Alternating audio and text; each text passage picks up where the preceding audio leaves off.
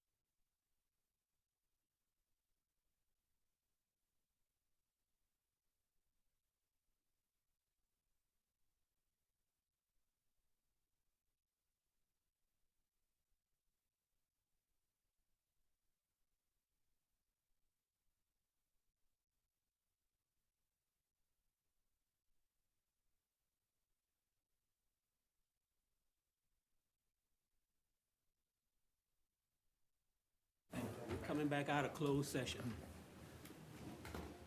I move that the Lancaster County Board of Supervisors adopt the following certification resolution. Whereas the Lancaster County Board of Supervisors convened a closed meeting on October 28, 2021, pursuant to an affirmative recorded vote on the motion to close the meeting to discuss personnel, legal matters, and acquisition deposition of real property in accordance with section paragraph 2.2-3711.a.1, comma 2.2-3711.a.8 and 2.2-3711.a.3 of the Virginia Freedom of Information Act. And whereas section paragraph 2.2-3712D of the Code of Virginia requires a certification by the Board of Supervisors that such closed meeting was conducted in conformity with Virginia law. Now, therefore, be it resolved that the Lancaster County Board of Supervisors hereby certifies that, to the best of each member's knowledge, 1, only public business matters lawfully exempt from open meetings requirements under the Virginia Freedom of Information Act were heard, discussed, or considered in a closed meeting to which this certification applies. And 2, only such public business matters as were identified in the motion by which the closed meeting was convened were heard, discussed, or considered in the meeting to which this certification applies. Before a vote is taken on this resolution, is there any member who believes that there was a departure from the requirements of number 1 and number 2 above? Okay. Not hear anybody? Okay. We'll go to the vote. Okay, Mr. Palin, I certify. Mr. Bellows? I certify. Mr. Lee? I certify. Mr. Larson? I certify. Dr. Westbrook? I certify. The certification resolution is adopted. We are going to go into recess until 7 o'clock. Okay, where the regular meeting gets started. All right, thank you.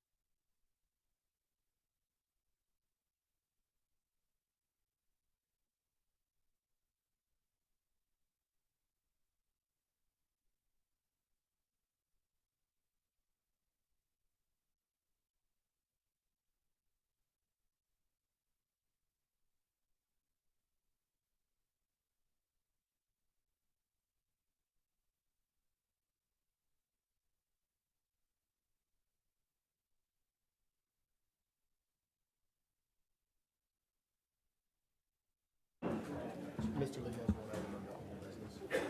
Okay, all right. I'd like to call the October 28th meeting back to order. At this present time, I'd like for us to stand for the Pledge of Allegiance.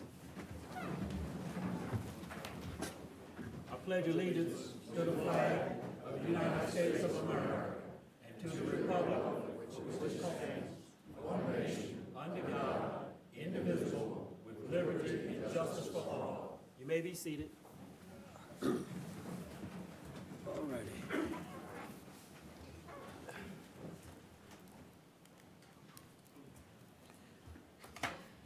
Okay, before I open up the public input session, all right, and I have 7 down here to speak, okay? Before I open up for the public input section, let me say this. We allow you your 3 minutes, so get to the point, say what you gotta say. Don't keep repeating yourself, just tell us what you gotta say. And we're giving you 3 minutes to do that, and you say a lot in 3 minutes. I used to be an extemporaneous speaker, and 3 minutes was all I was allowed, and I got a lot in. All right. All right, so when it gets to 1 minute, you have 1 minute left, I'm gonna hold up the sign. All right, so there'll be 1 minute left. And, all right, and then at the end of 1 minute, that will be it. Okay, all right, so if I can say this, and that's just a suggestion. If you don't want to, that's fine. All right, I won't say it. No, I won't say it. I won't say it. Okay. Mr. Costello, number 1. All right, come on up, sir.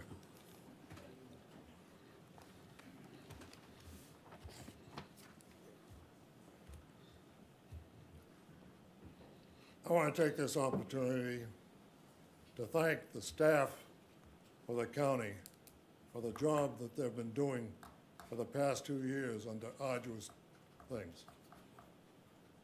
During this thing, they've done an excellent job. And I'd like to speak especially to our executive county administrator, Don Gill, Brian Barnes, our director of land use, Glenn Rowe, has to pick up for the things online and so on. And the person that really keeps these 3 guys in line, Crystal Way, for the glue of this thing. They deserve our thanks, and we really need them. They deserve a bonus as well as a pay raise. I think they've done a super job. Thank you, thank you. And one other thing, I think that Brian Barnes should be appointed or designated as the deputy county administrator. He does the job anyway, just like Jack used to do when he was here. And I think it makes a whole lot big difference if you can say deputy administrator as well when he's talking to other people and doing the job. And Don's not here, or whatever he's got to do. Thank you very much, and we'll be back later on. Thank you, Mr. Costello. We very much appreciate the kudos that you gave to the staff. Thank you very much. All right. Pastor Ulysses Turner.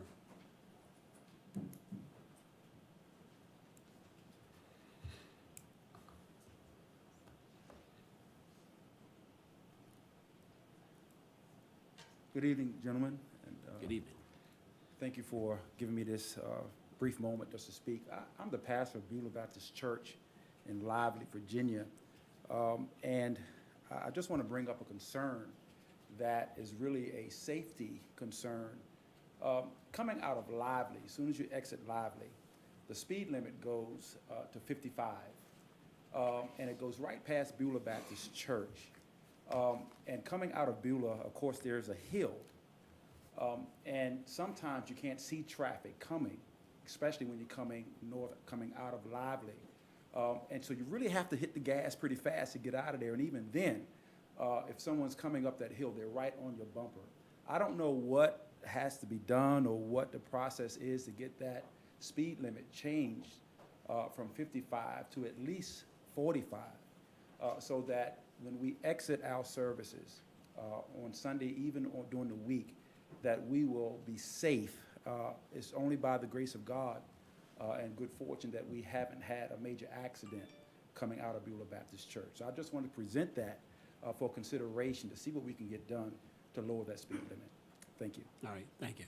And we have representatives from the Virginia Department of Transportation here, so during that time, maybe we can address that when your time up here comes up, okay? All right, Jerry Silver. All right. Is he on the list? let me follow, okay? All right, all right. I got people that signed up, and after I called them, okay. All right. Denise Goodson? Goodson. Apologize for messing up the name.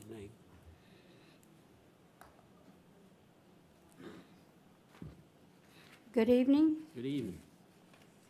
My name is Denise Goodson, and I live at 2122 Iberis Road, Lancaster, Virginia, about 1/16 of a mile from the Baylor's property. I have owned my property for about 19 years. Over these many years, I have encountered many annoying situations with Jan Baylor, starting with 13 pack dogs running loose and growling and chasing me and my dog down the street, along with other neighbors who have tried to walk or jog down the street. This situation went on for years, and a few court dates incurred. She also had malnourished horses that were roaming around the neighborhood properties and in the roadway. And for the past 12 years, we have been and currently dealing with her over derelict boats in our creek, which one is underwater as we speak. And Mr. Palin, you were aware of these derelict boats. Yes. Now, this pig situation or infestation is just the icing on the cake. We have been dealing with the pigs since 2019, and I personally witnessed a sow and her piglets rooting up the front yard of the Ferguson's property, which is now owned by Abby and John Cruikshank. I was able to take a few photos and forward them to the Fergusons, which they used to try to get something done with the county officials, but to no avail. I knew it was just a matter of time before the pigs that were constantly roaming freely to find my house. Well, they did on October the 6th, 2021. There were at least 10 pigs rooting up my yard, flower beds, and shrubbery. My yard looked like a tossed salad. As you can see, she is, in my opinion, a public nuisance, and I guarantee you she will not comply with any rules for very long. This is why the fenced-in ordinance must be changed. Only then will we have some control for now and in the future. I happen to be a deacon at my church, and I have to admit that my faith has been tested many times. The dealing with Jan Baylor is enough to make a preacher cuss on Sunday. Thank you for your time. Thank you, ma'am.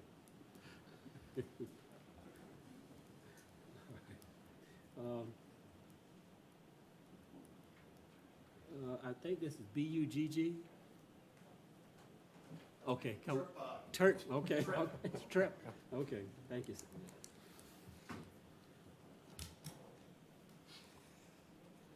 Good evening, Lancaster County Board of Supervisors. My name is Trip Bug, and I represent John and Abby Cruikshank concerning the ongoing hog problem on Iberis Road. I'm also speaking as a resident of Lancaster County who has significant concerns about this issue. As we already know, Ms. Baylor was recently found guilty on all counts of animals running at large. While it is true that Ms. Baylor has attempted to repair her fence, clearly it has not contained the problem. Since the October 6th hearing, Ms. Baylor has accrued 18 additional charges of permitting livestock to run wildly. Clearly, the Cruikshanks and their neighbors have been and will further be impacted by an exploding feral hog population, as will the entirety of Lancaster County if the problem is left unchecked. The Cruikshanks and their neighbors are in need of the county's assistance in declaring these hogs as a public nuisance under Virginia Code annotated 15.2-900 and immediate consideration regarding changing the county fence ordinance from a fence-out ordinance to a fence-in ordinance to better address this situation. First, and without reciting the entire statute, Virginia Code 15.2-900 states, if the public nuisance presents an imminent and immediate threat to life or property, then the locality may abate, raise, or remove such public nuisance, and the locality may bring an action against the responsible party to recover the necessary costs incurred. Accordingly, we ask the county to declare these hogs a public nuisance and accept the offered assistance of the Department of Wildlife Resources, who remain ready, willing, and able to promptly assist with this problem upon the county's request. Second, as we all know, Lancaster County is a fence-out county. However, for properties such as the Cruikshanks and their neighbors, it simply is not feasible to fence the hogs out. Additionally, fencing them out still gives the hogs access to local water sources at the heart of the Chesapeake Bay watershed, which they are now continually contaminating. Thus, we ask the board to strongly consider changing its fence ordinance to a fence-in ordinance. Alternatively, if the county is not inclined to change its fence ordinance from a fence-out to a fence-in ordinance for all livestock or animals, we ask the board to consider changing the ordinance to a fence-in ordinance, at least as it pertains to hogs and pigs. The hogs have already tied up county resources and will continue to do so until the county formally addresses and rectifies this matter. As things currently stand, the court has little room to do anything more than issue fines. Therefore, we implore the board and county to take a serious look at this issue and act in the best interest of the county and its residents. Thank you for your time and consideration of this matter. Thank you, sir.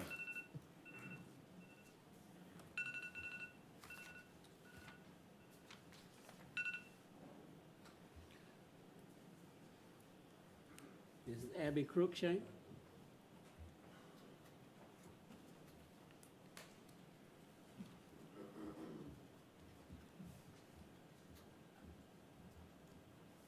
Thank you. My reputation precedes me now that I've been mentioned a couple of times here.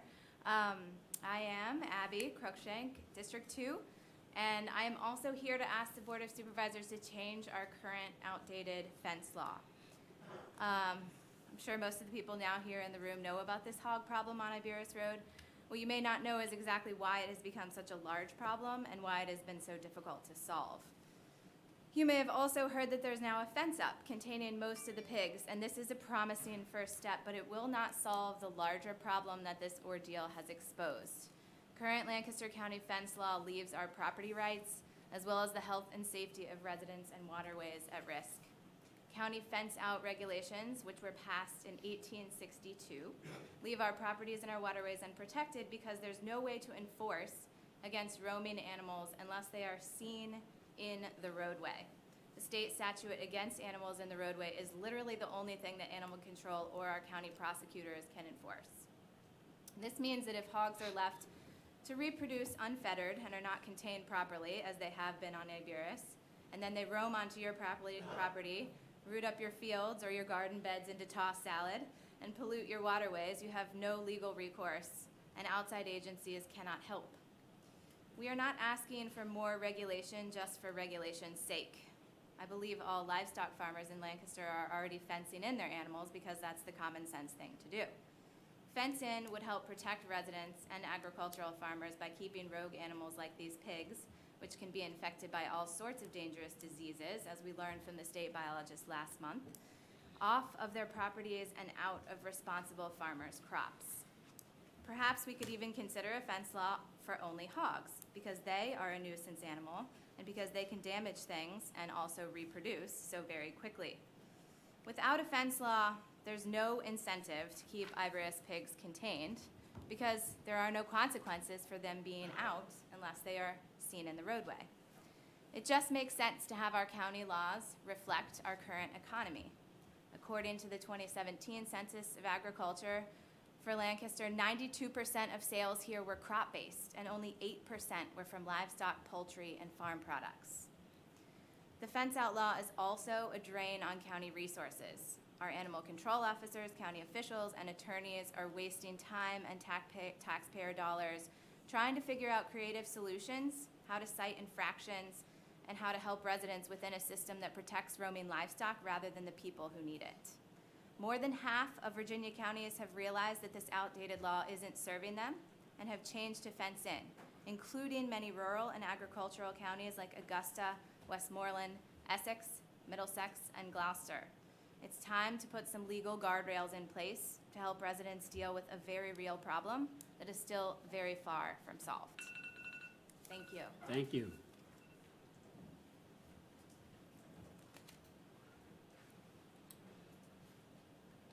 Mr. Vernon, Mark Vernon.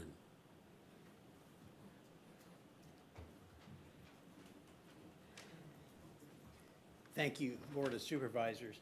And for those who weren't here last month, my name is Mark Vernon, and I have been a veterinarian for over 40 years.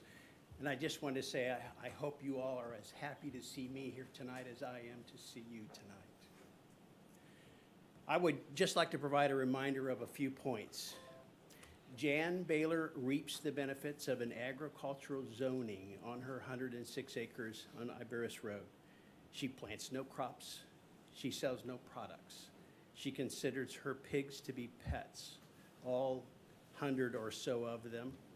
She drives a truck with a farm use license plate, so no DMV fees. How does that work? Since July, each month, she has told us personally she has a veterinarian coming to neuter those pigs. And every month, something has happened to prevent that from occurring. The point of all this is that she will exceed the permitted number of livestock per acre very soon, if she hasn't already. No one will know until it's massive, bad for the pigs, bad for the neighborhood, bad for the watershed. As crowding increases, the efforts of confined animals to find more space and food will become more aggressive and more frantic. They will get out. I've seen this over and over and over. Out of sight, so out of mind, will not be a benefit to Lancaster County. We must change our fence law to fence in and try to provide an incentive to prevent this disaster in the making. I thank you for your time. Thank you, sir. All right. That's all that's on the list. Is anyone else in the audience who wants to speak? Yes, sir. Doctor.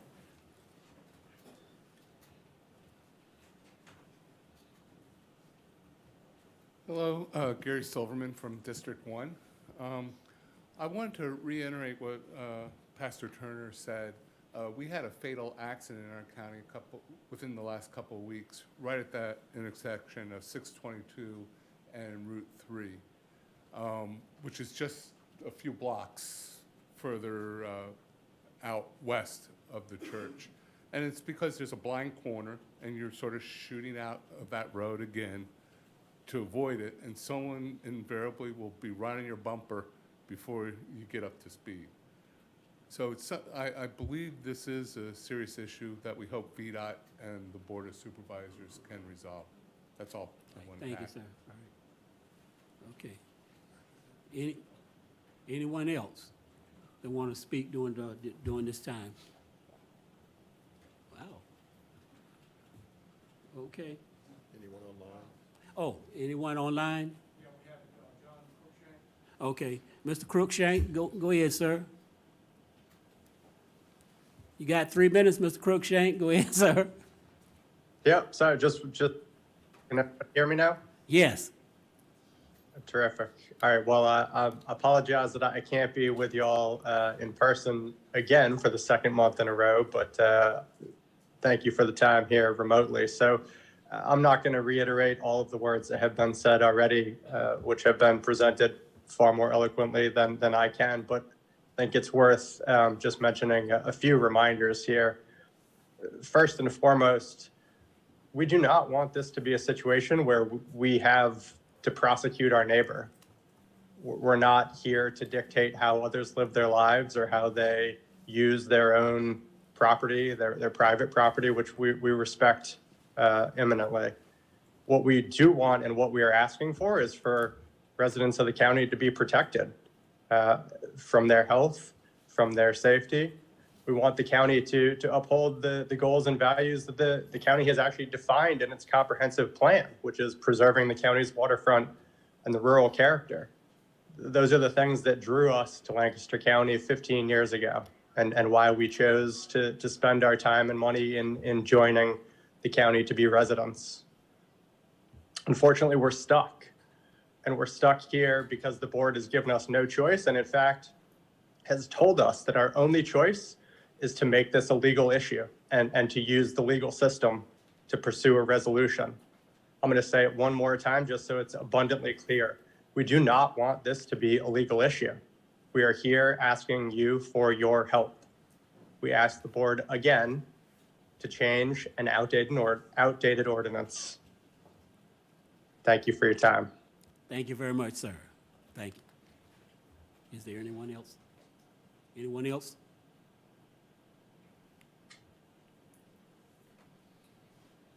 Okay. If no one else want to speak, then the public input session is closed. Mr. Gill, if you don't mind, can you update what has been happening on Iberis Road and with the Swann situation? Yes, sir, Mr. Chairman. On the agenda, you'll see where the Commonwealth Attorney had asked to be placed on the agenda to talk about fence in, fence out, and how it affected his office in doing what it does. Last Thursday, the Commonwealth Attorney, the Assistant Commonwealth Attorney, our zoning officer, and myself, along with a USDA feral pig specialist, Chad Forehand, went out to Iberis Road. We met with Mrs. Vernon, who carried us to several different sites to show us damage from the pigs. We also met with Ms. Baylor, and walked her fence line inside inside the fence line, the entire fence line. We also had noticed that she had captured the pigs that had been fenced out of the fence when the fence was fortified. The USDA specialist said that the damage that he saw was at least 2 weeks old, that it appeared that Ms. Baylor had captured all of the pigs that were loose and put them back inside the new fortified fence. And he also said that she had done as good a job as possible in fortifying that fence. And he made the statement that in his mind, if all of the pigs were truly inside of that fence, that he considered this problem solved. And after our visit last Thursday, the Commonwealth Attorney contacted me on Monday and asked to be withdrawn from the agenda. So that's where it stands right now. I know there are some allegations against Ms. Baylor from private individuals that is currently in the court system. And the county will monitor the situation. Our animal control officers will issue citations in violation of Section 10-3 of the Code of Ordinances, which is animals running at large on the public highway. The other issues that were brought up as far as the inoperable vehicles, Ms. Baylor is erecting a fence to screen them from public view, which is one of the options to be in compliance. And last Thursday, we were able to get a first look at the boats that were at the pier. And so we're currently conducting that investigation and drafting a notice of violation letter for that issue. Am I correct in saying Mrs. Baylor is also contacting a veterinarian? Ms. Baylor told us, as you've heard tonight, that she had a veterinarian scheduled, I believe it was for this week. Now, I have not followed back up on that, so I don't know that. Delayed again. Delayed again. Not happening in October. All right, thanks. All right, thank you, Mr. Gill. All right, let's, One point, Mr. Bailey, if I may. yes, sir. I spoke at length with Chad. Excuse me. If you're not talking to the microphone, the people online cannot hear you. I appreciate And even I have a difficult time hearing you, so I apologize. I spoke with Chad at length with Virginia Wildlife Resources on Tuesday of this week. I asked him if he said fortified fence, and he said, I didn't say that to my memory, and if I did, I didn't intend to, and I would say it was a mistake. I am not an expert in any way, shape, or form, and I did not do the investigation to inspect under the ground whether that was a fortified fence or not, to keep those pigs from digging under, so that that's clear. I also spoke with the Commonwealth attorney, who is still very much in favor of changing to fence in, but he felt, and I agreed with him, that his position was probably inappropriate for him to come in here and try to influence the Board of Supervisors. But he is still very much in favor of that change taking place. I think that's important to be clear so that there's no misleading going on. Well, I think it's also important to be clear that Mr. Forehand is an employee of the USDA and not Department of Wildlife Resources. You're welcome. Okay, all right. That's that. Okay, let's move on to old business. Mr. Lee? Yes, Mr. Chairman, at the last meeting, if you all recall, we approved having an advisory committee for public access. And we had a gentleman that's been working with us over the past 18 months, I would say, Mr. Bruce Julian. And I approached him and talked to him about the committee, and he was willing to be on that committee. Then I asked him, since he was so far along in what we've been doing, he know everything that's been done before, would he serve as chairman of that advisory group? And he said he would. So I don't know whether we need a motion or just, you know, go ahead, but I want to bring that before the board tonight. Okay. Yeah. We've already voted on having a committee. We voted on having the advisory committee, but, you know, him being chairman, I would like to make it official. Yeah. Yeah.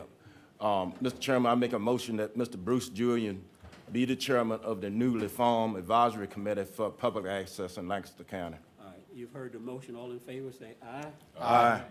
All right, ayes have it unanimously. Okay. Yes, Old business, still? oh, still old business? Okay. Yes, sir. You may have something. All right. I think it's ironic that Ms. Baylor has done what she's done, which is in conformance with fence in. I don't see a problem with us changing the ordinance, and I would like to have a public discussion of this board about how each of us feels about that. I would be in favor of changing our ordinance to fence in, because that makes the most sense to me. They're your animals, they're under your control, and here we go. We're not talking about the West where you have range animals going all over the place. So I've told you my position. I would like to have a public discussion with this board about how we each feel about fence in versus fence out.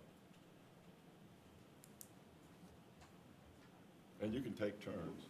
I support that, but what I would, as far as procedurally how we would go about it, I would say simply draft up the required information, hold the public hearing, and vote on it and do it. Like Dr. Westbrook, it doesn't make any sense to me to have to fence your property, keep out animals that aren't even your responsibility.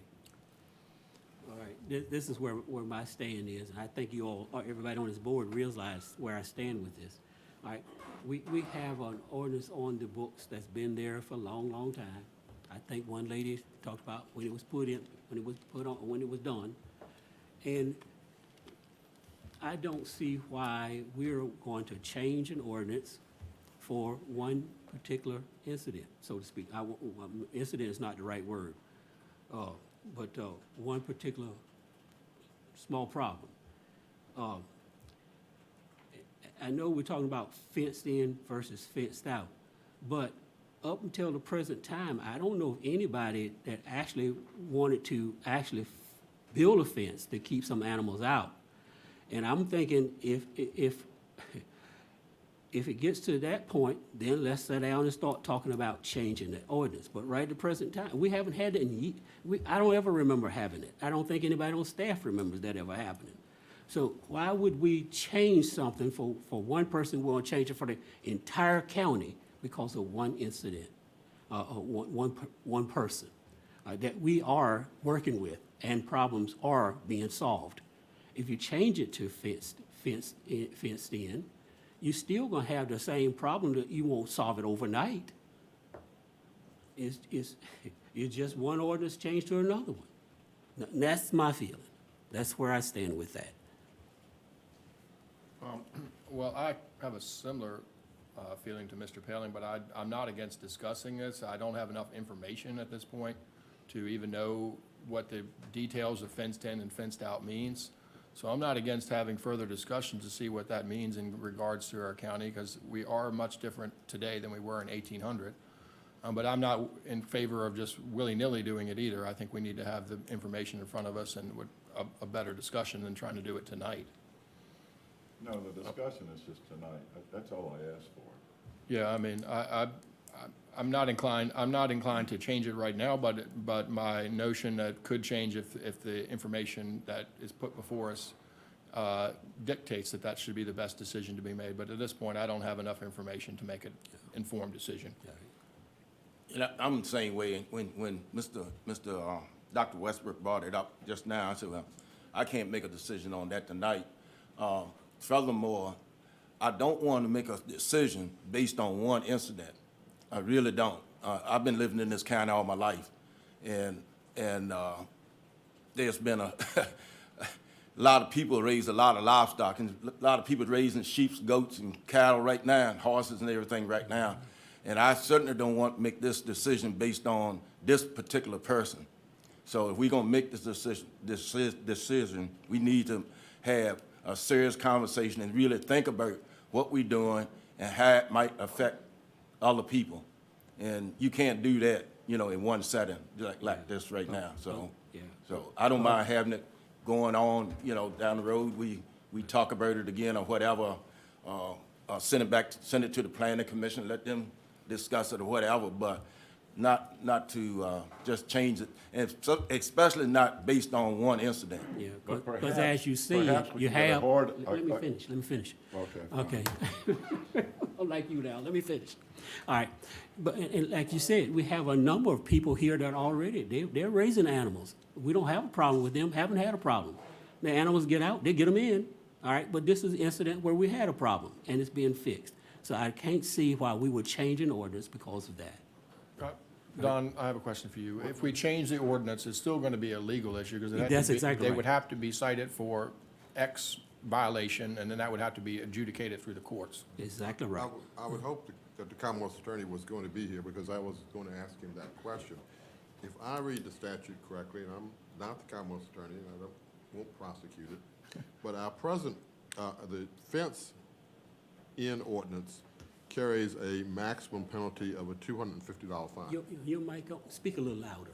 I don't think they can hear you too well. Is that better? Yes. If we adopted the fence-in ordinance, it carries it's a Class 4 misdemeanor with a $250 fine. Our ordinance, as it currently exists, is a Class 3 felony with a $500 fine. So our ordinance presently carries a larger fine than, in my understanding, the fence-in ordinance would carry. But it is still an enforcement issue. If the cattle or the horses get out, then it has to be taken to court, and the judge has to impose the appropriate penalty. So. But there is a model or fence-in ordinance that we could look at so we could learn what it would say. Is that correct? Yes, of course. There's Okay. all these, you have a thing in front of you that shows all the localities, whether they have fence-in or fence-out ordinances. I'm sure we could get a copy of their ordinances. But my point is that our current ordinance carries a larger penalty than my understanding the fence-in ordinance would carry. And it's still simply a misdemeanor. That's what I'd like to hear from the Commonwealth attorney, is like, how would this be enforced if it were changed, and what does it mean? Like, what does the enforcement mean? Because to me, we would be in a very similar problem if there's an enforcement action and a fence in, and it goes to the judge, and the judge basically slaps the person's hand again, and we're back right where we were. The person is responsible for doing X based on what the judge says, and it would just be a circle, much like we are on some of these issues with getting people to clean up their property. Exactly right. So that, I mean, those are the things that I would question and would want more information on from the Commonwealth attorney and/or whoever before voting on a change. All right. Any more old business? Well, can we direct the county administrator to get 1 or 2 copies of the fence-in ordinance from another locality and have that, send it to us so we can look at that to at least understand what it says? Would that be? I'm not interested in pursuing that now. I'm Well, not. that's you, I know. but I am. Good. And we had 2 people said they don't have enough information. This would be a way of getting that information. The other thing too is what Mr. Commonwealth said. I really would like to have the information on that fine, because, you know, we might not be doing anything, you know. Way it is now, they can fine up to $500. You didn't say anything about putting anybody in jail. That must not was in what you read. So that's not part of it. So we just need to make sure, you know, and I'm pretty sure he's accurate, but is the Commonwealth attorney on the same page? Can I offer one point on that? You have to talk into the microphone. I'm going to allow this, but public hearing is closed, but I'm going to allow this. Sorry, I'm not the Commonwealth attorney, but I have had lots and lots of conversations with both the assistant and Commonwealth attorney on this very point.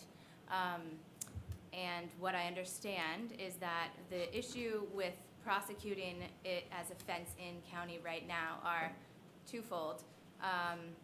Number one, unless the animals are actually in the roadway, there's no ordinance against, there's no ordinance to prosecute, right? So all of the pigs that are on Miss Goodson's property, nothing to be done about that. There's no legal recourse at all because they weren't in the road. They were tearing up her property, unless she takes them to Right. civil court. There's no criminal legal recourse. It requires the neighbors privately to spend thousands of dollars to sue their neighbor for something.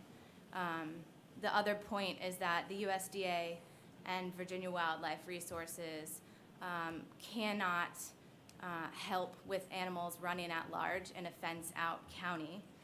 They would have to spend their resources to trap the animals and then return them back to the owner. So they cannot help dispose of animals that are out roaming at large. So those are the 2 issues that we've seen most with the fence out. I don't know if that helps. It's not an And official attorney I recommendation. don't disagree with that, but I do believe that the person who was here from the state said that they could only act if the animals were feral.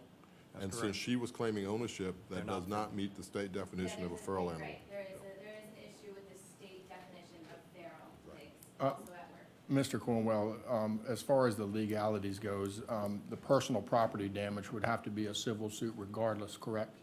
Yes. To get that rectified. Yes. That's not, even if we change our ordinance and enforce the ordinance based on that, we could enforce the ordinance, but the personal property damage would have to be Yeah, dealt with in a we'd civil have- lawsuit. The county would have no right to step in the shoes of a property owner and claim damage to their property. Okay, thank you. Thank you, Mr. All Chairman. right, thank you. All right, okay. Any other old business? All right, so let's go, VDOT. Put a smile on my face, gents. Well, good evening. Good evening. I just wanted to start tonight, my comments, maybe with just a brief safety message. We're preparing for high winds and coastal flooding during the daytime tomorrow. So I'd encourage citizens and motorists to honor signs, high water signs, and if there's a barricade up, please don't drive around the barricade. There's a reason the road is closed. So we'll be looking for trees down and high water in all of our low-lying coastal areas.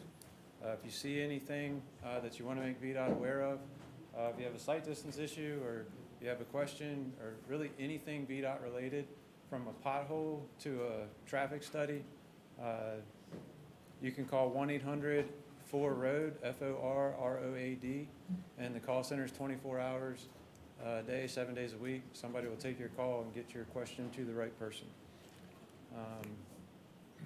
My maintenance report in front of you, we've repaired washouts on several roads. We completed mowing on, for sight distance on secondary routes. We replaced a cross pipe on 200 outside of Kilmarnock or in Kilmarnock. We patched potholes on various routes, and we've graded all the gravel roads. We repaired a shoulder on 200 and have responded to work orders countywide. We also were able to cut the brush on Sage Hill. Upcoming, we have contracted mowing for the entire county and litter pickup. So that's all the primary and secondary routes. The same contractor mows Westmoreland, Northumberland, and Lancaster, and they're finishing up in Westmoreland now. They just started Northumberland, and then they'll be in Lancaster. We still have some cross pipes to replace. We were able to do the asphalt patch on 200 this week. And the Mary Point, I checked on the Mary Point Ferry this week, and we actually found a leak in the pilot house and had to do a change order. We extended the contract to November 15th. The original return date was by November 8th. So we gave them an extra week to get that leak fixed and to fix the roof. But we're looking forward to the return of the ferry. The plant mix schedule is wrapping up. That contract deadline is November the 15th. That's the asphalt work in Lively and on Route 3. They're working on lane markers, rumble strips, and striping. I think they're up to Pierce's Road with the rumble strips and lane markers, and they'll be following up in the coming week with the striping. On the secondary 6-year plan, Oliver Lane is under construction. We've been doing some ditching and adding stone, and we'll hard surface that before winter. And the 2 smart scale projects are still on there. We talked about, we were able to move up the date on the turn lane in Kilmarnock, and the 2 bridge projects are still on the report. And I would just say about I believe the fatality was at 622 and 354. And we take the safety on our roadways very seriously. Every time there's an accident in all 5 counties in the Northern Neck, my phone buzzes. So if it's reported through our Traffic Operations Center, I get an alert as soon as that, 24 hours a day. And on the fatalities, the district traffic engineer, his staff reviews each fatality and writes a report, and then he sends that to me, and if there are any corrections that we need to make on the roadway, we do that. And I also go out and look at, whenever we have a fatality, I'll review the site as well. And I don't talk to him about his report, and I wait for his report to see if things that I think maybe need to be done are in his report, just to try to keep us two separate uninfluenced opinions looking at that. I did ride through that intersection this week, and I didn't really see anything that we needed to do there. Looked like intersection sight distance was good, but for whatever reason, one car didn't stop at the stop sign and got hit. But I'll wait for his report and see what his recommendations are. All right. And I was able to get Mr. Turner's contact information about the entrance there at Beulah Baptist Church, and I'll follow up with them. Okay, good. All right. That's all I had, unless you all have anything else for me. I have one thing. Mr. Peel, we're going to have a public hearing tonight on the proposed conditions of the Waller Solar Project. And on page 7 of the conditions, number 18 addresses violations and remediations. The last sentence in that paragraph, I'm going to paraphrase, states that any road repairs necessitated by construction activities shall be made within a reasonable time following the receipt of VDOT's written approval for such repairs. Can you speak to that process? They're talking about when the construction vehicles, if they tear up the road at all and it requires repair, how does that process work? Do they report to VDOT that the road needs to be fixed? Does somebody else complain about it? I'm thinking a reasonable time on a piece of paper is not necessarily a reasonable amount of time in real life. When would we, how does the process work, and how soon would VDOT send a written confirmation of the problem, do you think? As soon as we're made aware of it, we're going to make somebody else aware of it.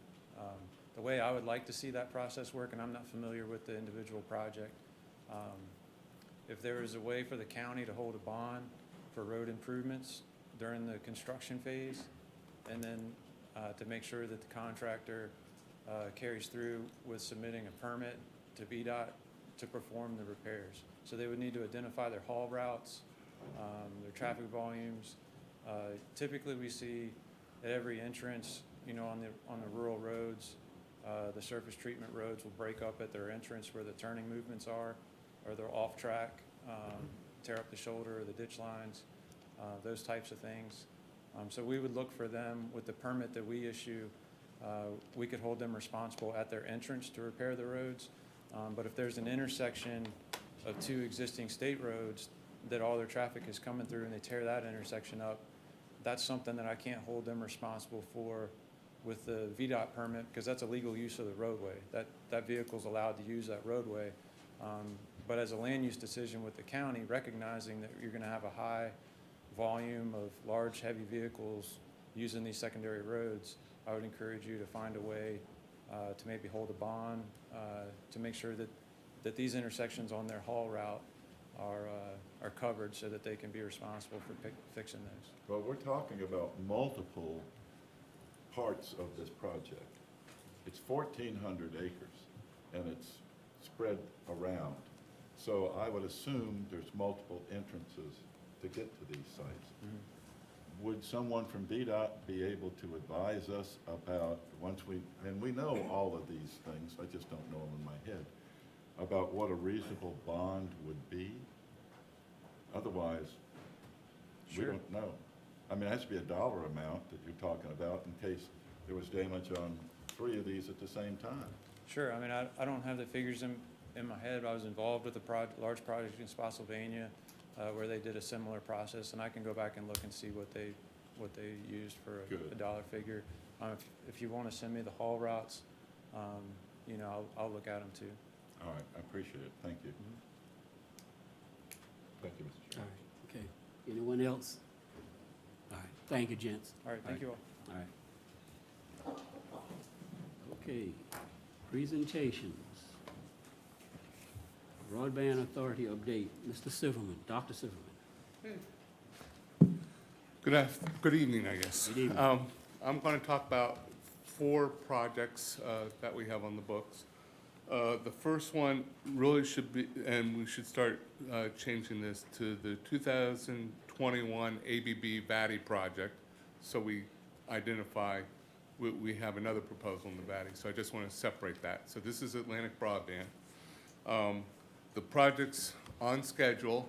The planning is final planning and final design are being done.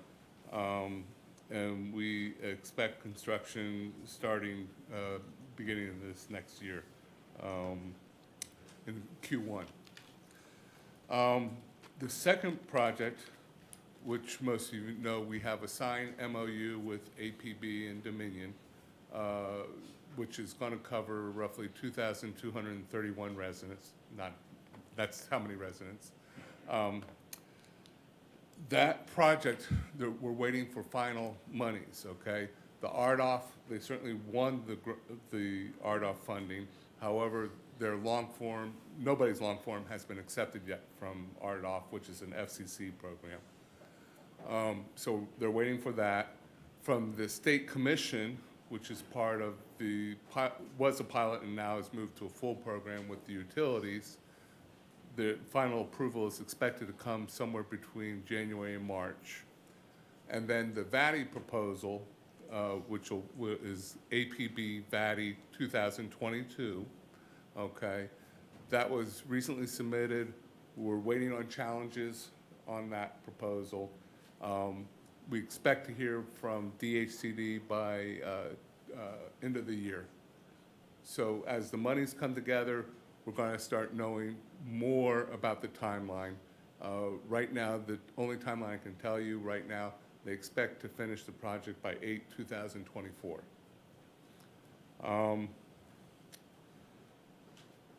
And also with these two major projects, I feel like I'm herding cats sometimes, but we want to make sure that our goal is to make sure every resident in the county is covered either by an ABB or let me say this, Atlantic Broadband or All Points Broadband project. So, and that refers to everybody who does not have internet. That doesn't refer to people who already have Atlantic Broadband.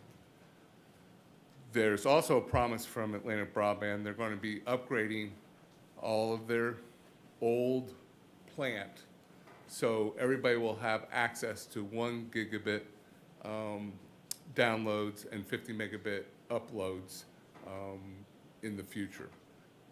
The timing on that, we still have to get the timing from that, but we have a commitment from them that they are going to do that. We now have 2 CARES Act projects. One is a wireless project where Broadband Telecom, you know about putting up equipment up in this tower. They are now combining that. They also acquired Signal Wave, so they have assets from Signal Wave that they're trying to go ahead and cover better around the county to provide, right now we're at 80, we want to get to 300 of those CARES Act residents covered by the end of that term. The encouraging news also, moving on to the second CARES Act project, which is the smart poles.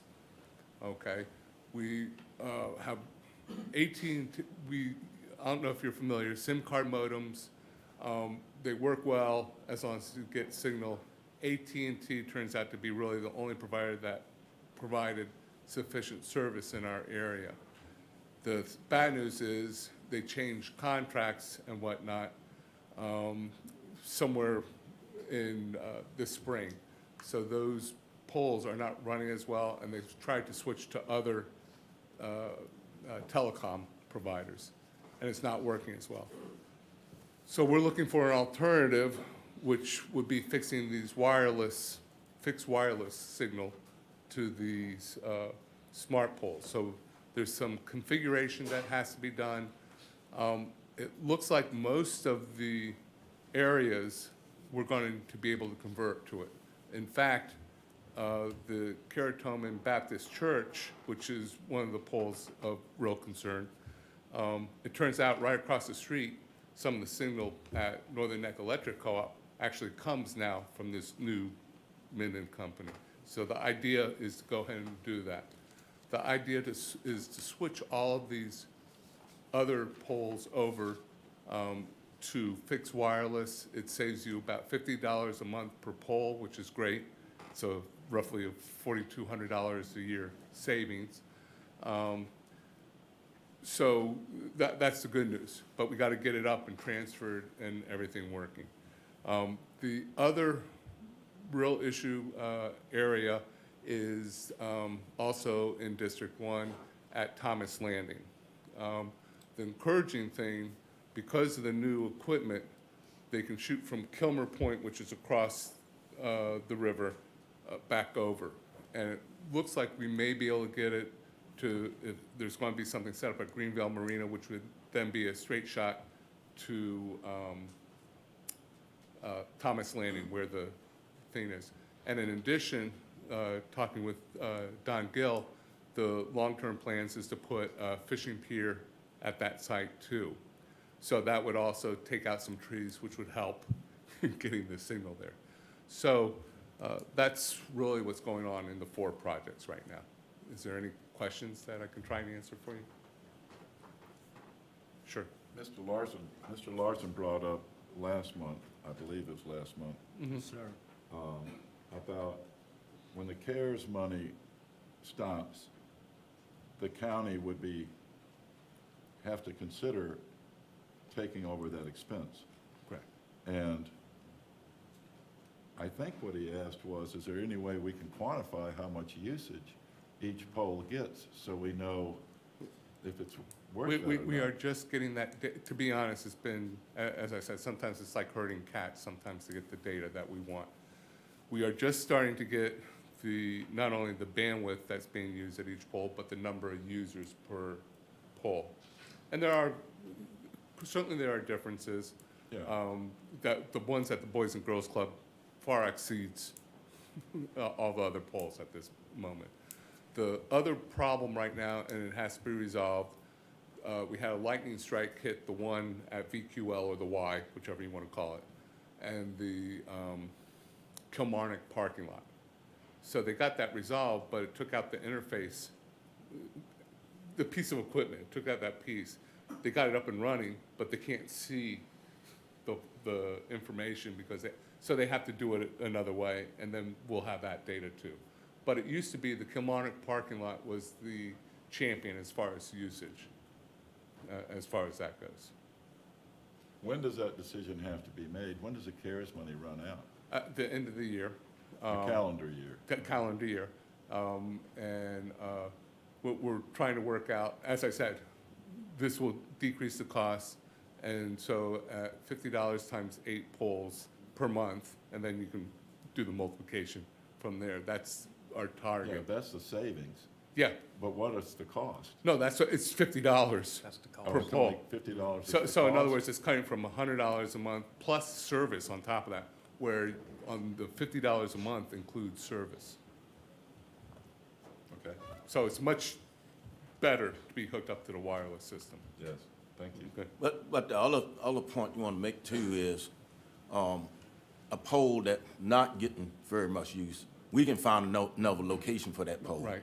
So, And- not get rid of it, but find another Yeah. location. I've been trying to talk to Jimmy Carter, potentially on the trail, if that ever comes to fruition.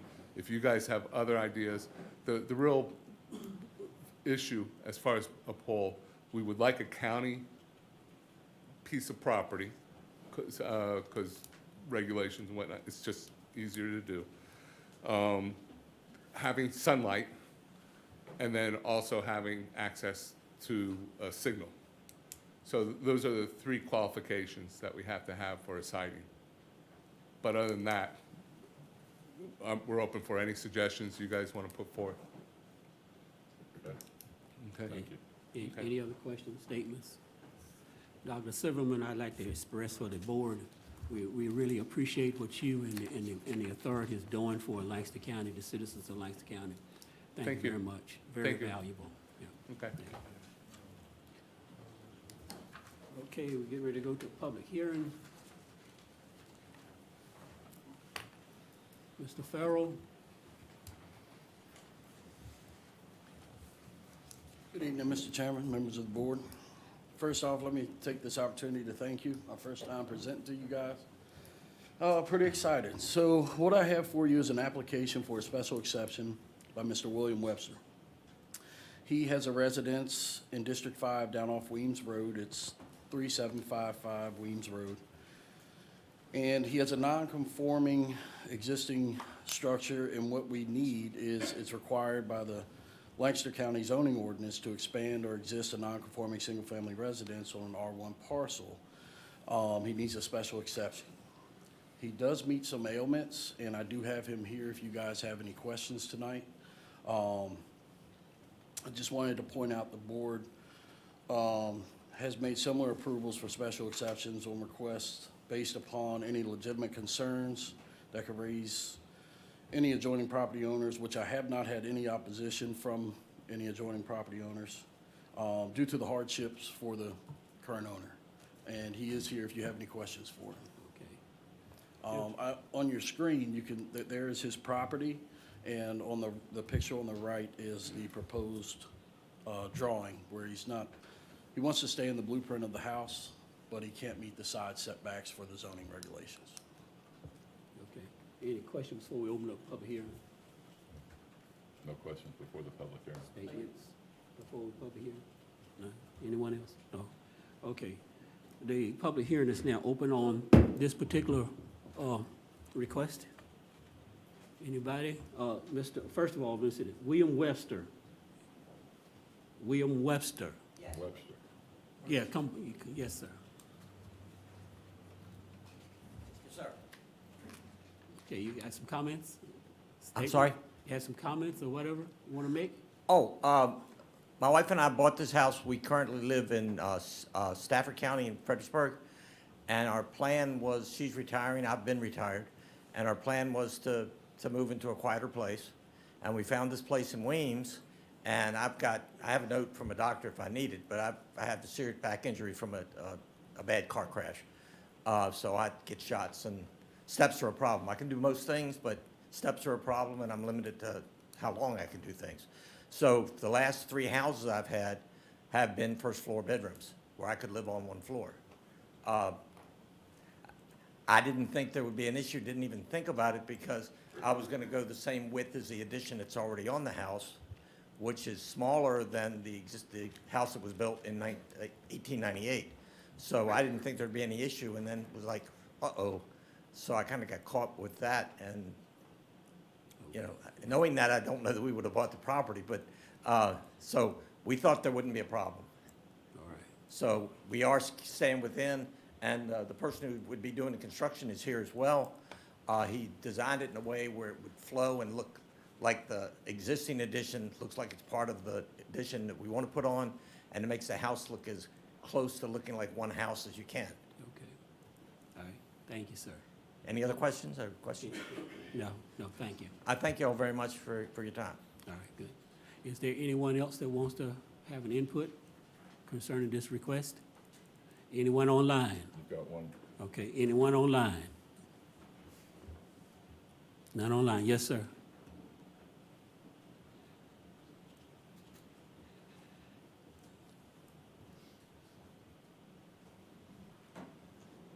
Hi, my name's Lloyd Dilday. I work with Mr. Webster on this. The only thing I'd like to add to this is the existing structure is 15.75 feet from the side yard on one side, and it's over 25 feet on the other, on the left side. The proposed addition is 16.76 feet, so it's actually further away from the property line. The proposed addition is further away from the property line than the main part of the existing structure. I just thought that needed to be noted. Thank you. Okay, thank you. Anyone else? All right, seeing no one else, I'm closing the public hearing on this request. Entertain the motion. Yes, sir, Mr. Chairman. Interesting, perhaps, fact that my wife and I are in the same situation, and we live in Irvington on 1/3 of an acre, and we want to put an addition off the back of the house. And because the house is over 100 years old, long before zoning ever came in, if we had to follow the setbacks, we'd have a walk-in closet, essentially. So I understand totally, and I think it's the best solution, what you have. So I move that we accept this application for special exception. Okay, you've heard the motion. All in favor, say aye. Aye. Aye. Okay, that's unanimous vote. Okay, and the ayes have it. Okay. Number 2, Mr. Brian Barnes. Thank you, Mr. Chairman, members of the board. This public hearing is for your update to Chapter 6 of the Comprehensive Plan. Yes, sir. I don't have many slides on this. In the interest of time, I just wanted to hit the highlights for you gentlemen. As you saw from my memo, I believe the Planning Commission looked at this 7 different times, including the public hearing. So we went over it for quite a while, since November of last year. The main highlights are a sentence about the Tri-Way Trail. You heard Mr. Silverman, Dr. Silverman, excuse me, mention that I am your liaison to the Triway Trail Committee, and that's a robust thing. I can tell you more about that offline, but we felt that it was time to get that language in the comprehensive plan, and it's there. That's a great initiative, and I think that is going to go forward. Some of it's going to happen, hopefully all of it's going to happen. You have a new section, 2 new sections rather, that have been added to the end of this chapter, Section L. You can click again. All right, you got to let me know. Oh, sorry. Oh, I'm used to having my own clicker. Section L details the electrical service and grid. We felt, the Planning Commission felt, and Mr. Lee's assistance on that, felt it was time to get some language into the comprehensive plan regarding the electrical service and grid in the county, given that the use of solar and other types of renewable sources are coming in some fashion, and the comprehensive plan is one way of guiding the county through that process. So you have that language before you.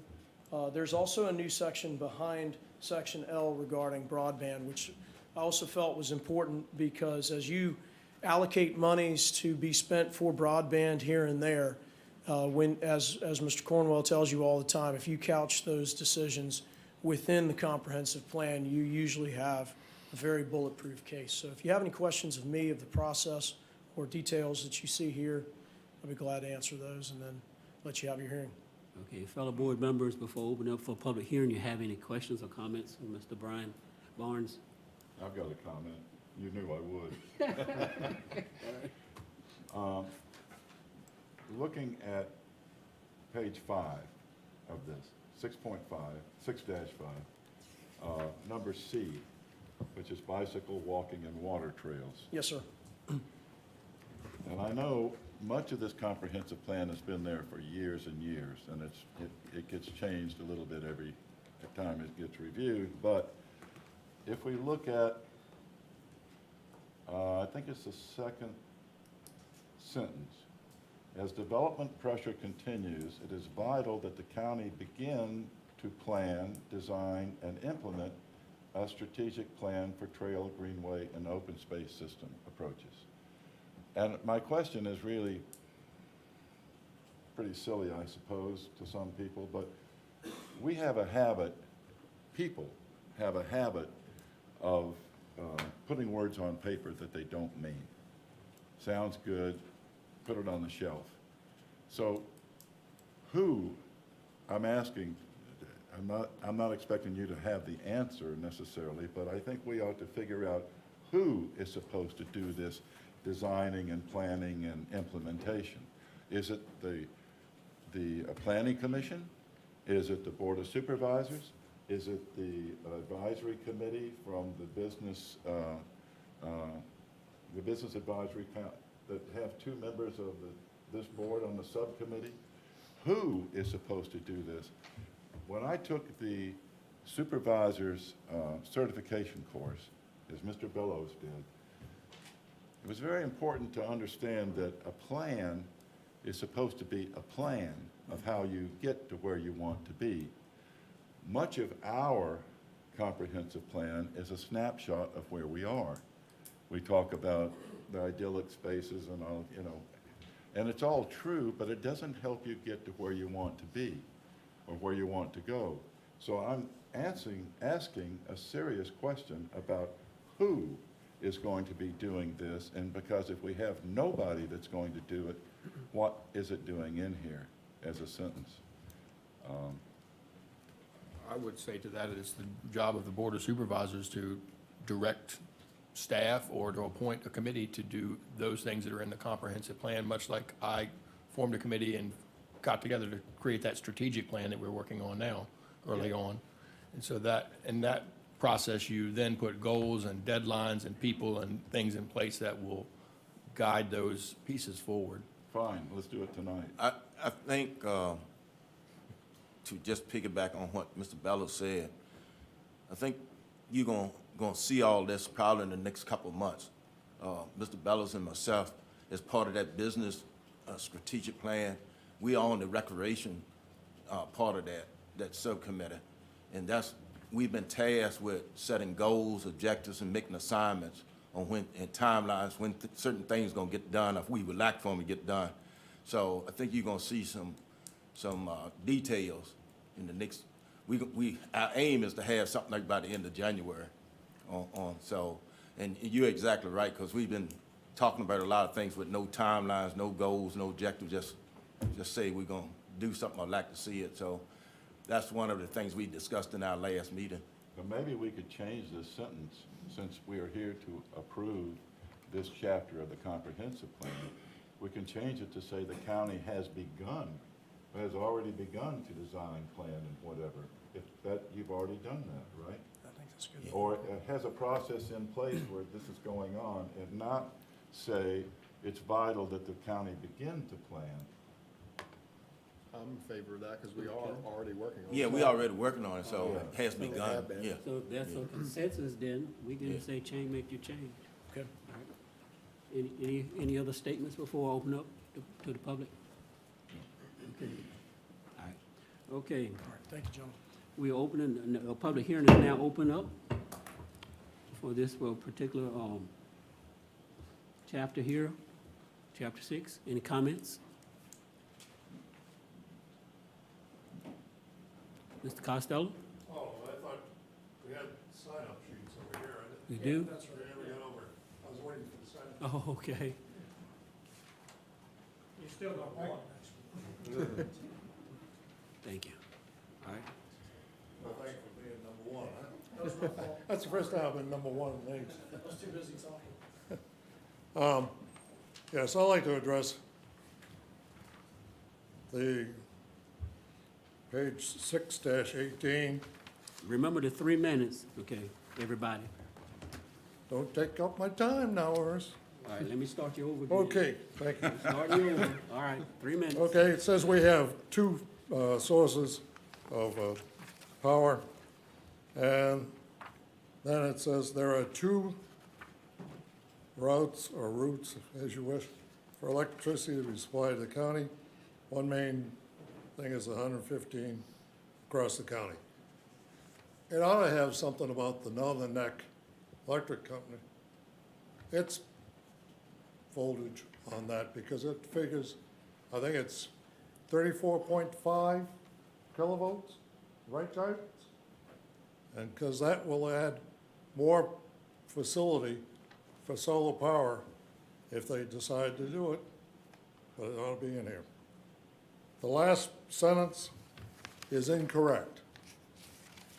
The project across the Rappahannock River is finished. The lines are underwater to the county line, which is across to the thing. I would change that. Which page are you on? No, Pardon me? now he's on the next page. and it's No, finished. I'm on the same page. No, he's 6 not. dash. No, you're oh, not, and it's struck out, so he's saying, take away the strikeout. Okay. Do you have the Oh, we got a last? different one? Yeah. No, okay, it's on the next page, I'm sorry. Did you strike it out? Yep. Okay, well, And it you ought to have- be something, You're But- mentioning on the first one, the you're. 35? Yep. Is it in there now? Yep. Well, I'm doing it off the, I'm sorry about that. Or Northern Neck Electric and Dominion's on that, yeah. Okay, let me just borrow this for a sec, see if there's anything else. Well, the bit about high productivity soils should be avoided as well as steep, that's knocked out. I think that is a key thing to have in this particular plan, and that's what we are. Now, add that back in. As to the waterfront overlay, Jason, we ought to take that out of the ordinance. It applies only to residential. I looked at it today. It doesn't have anything to do with A1 and A2.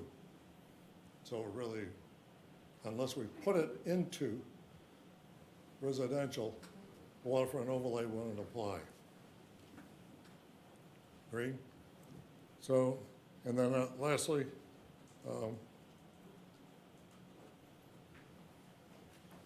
that's about all I had at this point.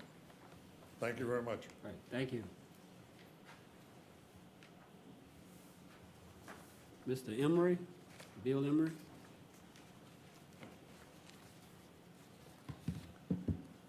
Mr. Chair, Supervisors, my name's Bill Emery. I live in District 1. Regarding the proposed updates to the comprehensive plan, on page 53, I'm not sure what page it is for you guys, of the agenda packet PDF, Comp Plan Section 6, or Chapter 6, Section L, Electrical Service and Grid, language speaking to the ideal placement and operation of solar factories has been struck.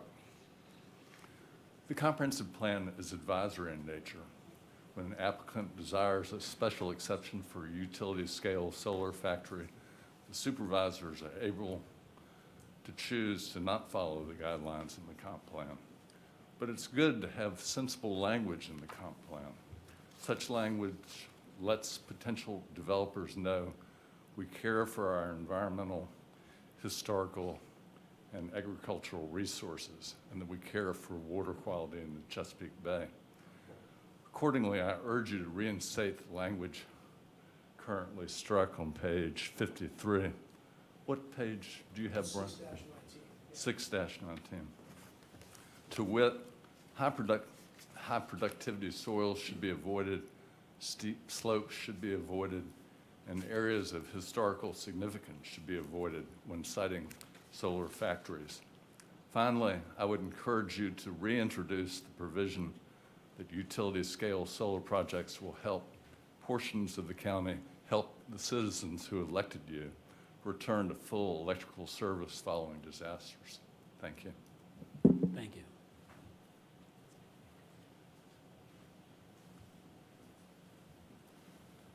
Okay, number 3 has been crossed off. All right. Anyone else want to speak? Anybody online? Okay. Public hearing is closed. All right. Gentlemen, I entertain a motion. Mr. Chairman, I just simply want to say that I agree with what the gentleman just said, that the language has been struck there. I'm not sure why it was struck. What are we accomplishing other than just kind of like you say, it's fine, you can do it wherever you want. We don't need to worry about these things.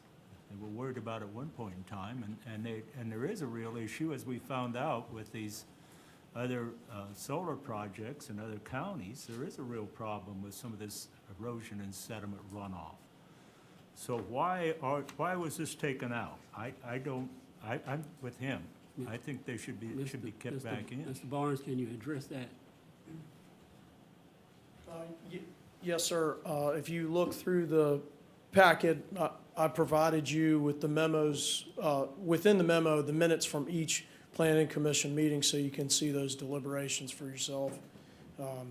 I think the planning commission felt that language was too strict, too confiscatory at a time when they were kind of looking forward, and there had no, at that time, there were no major utility scale projects. So I think they felt that language was too strict. How do you feel about it as a Chesapeake Bay Protection Officer? I'm not trying to put you on the spot. If you don't want to answer, just say no, and I respect that. Well, but does it make sense here?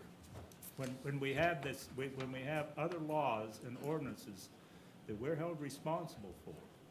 Yeah, I think ideally, you would get to a place, and I told the planning commission this as they developed that. I said, well, you will see it again, and I told them that when they sent the solar ordinance to you. I think it might even be in the minutes that I told them, I guarantee you will see this again. It will be coming back to you for tweaks, because this issue's not going away, as all of you know.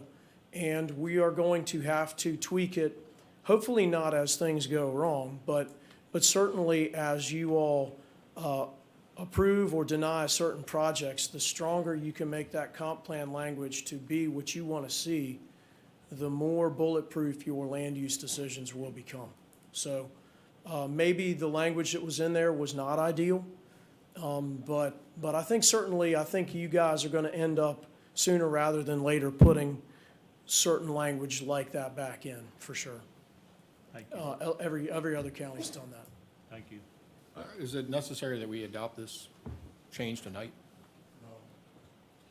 No, sir, no. You are under no obligation to consider to take action on this tonight. There's no clock running at all. Correct me if I'm wrong. I'd like to table this till next month. Well, as far as I'm concerned, we can go ahead and approve this, because as he said, we're gonna be looking at this later on as we continue to go to make the changes and the tweaks and so on. So I'm in favor of moving on forward with it. I would like to have a little bit more time to read the language and look at these tweaks that we've I don't want to, the planning commission members would kill me for saying this. Hopefully none of them are in here tonight. But you could send it back to the planning commission again with certain directives that you want to see other bumpers put in. That's not going to win me any friends with them for saying that, but that could happen. I would just like to table it till next month, and I'd move that we table it till next month. Would you want to send it back to them? Not at this point, I just want to table it till we can have time to review the language and the changes that we've made, the suggestions that have been made tonight, and just give us a little bit more time to look at it. Mr. Barnes, Brian, you had a couple of changes that was made earlier, right?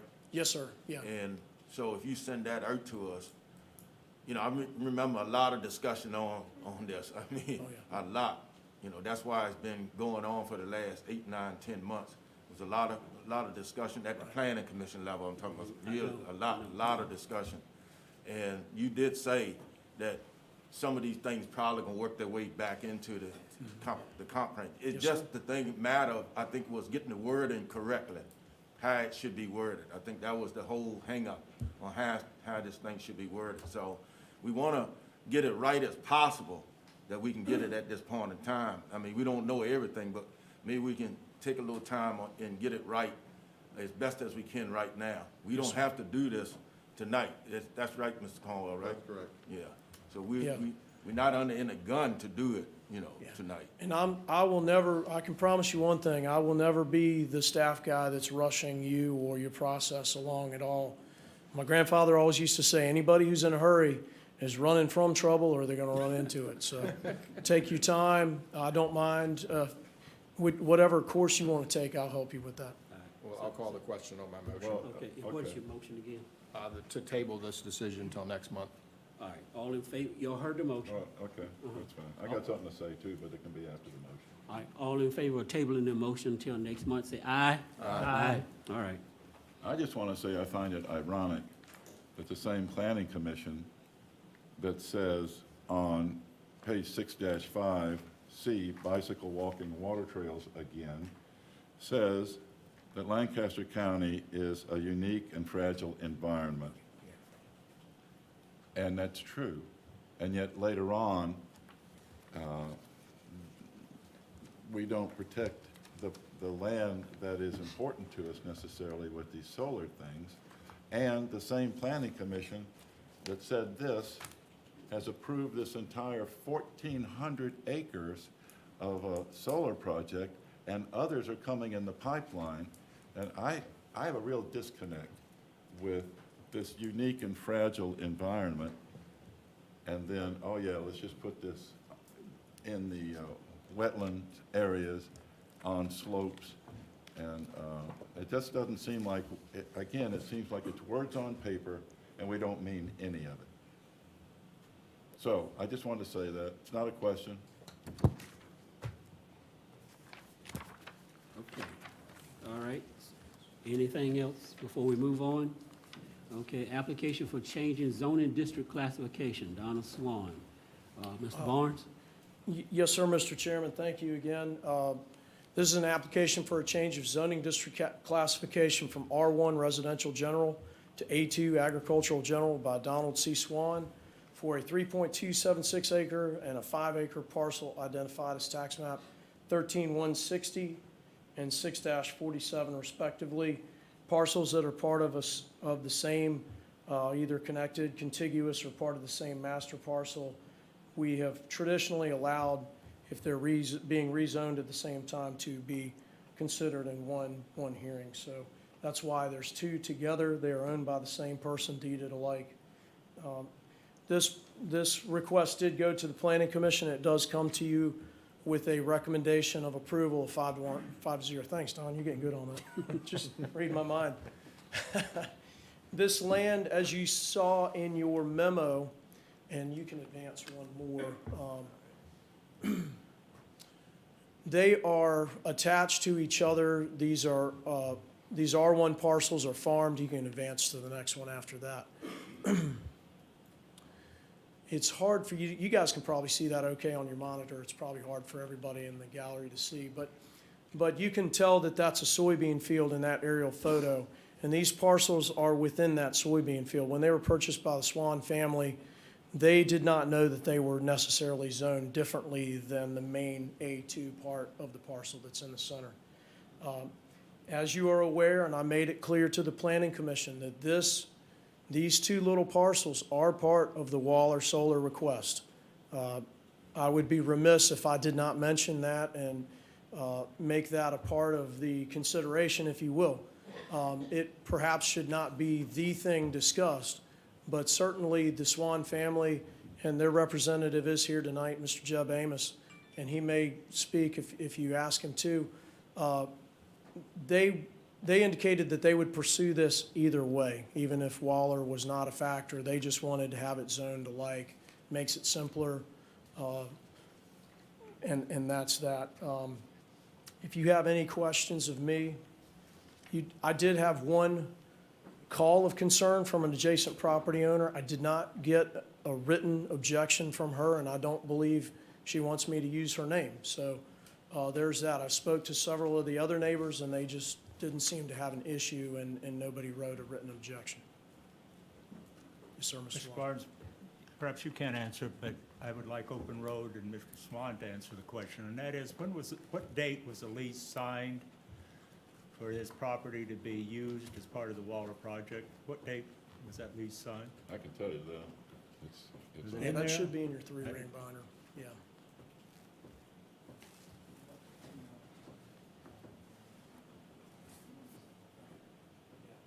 If you check in your Waller memo, that's a good point. If you check in your Waller memo, I put those lease, no, that's the special exception applications. Those will be different dates. About 6 months before, Yeah. they asked for the thing, and it was 6 months prior. It's in the minutes. I looked at the lease. It's in the properties. If you look at the application for it.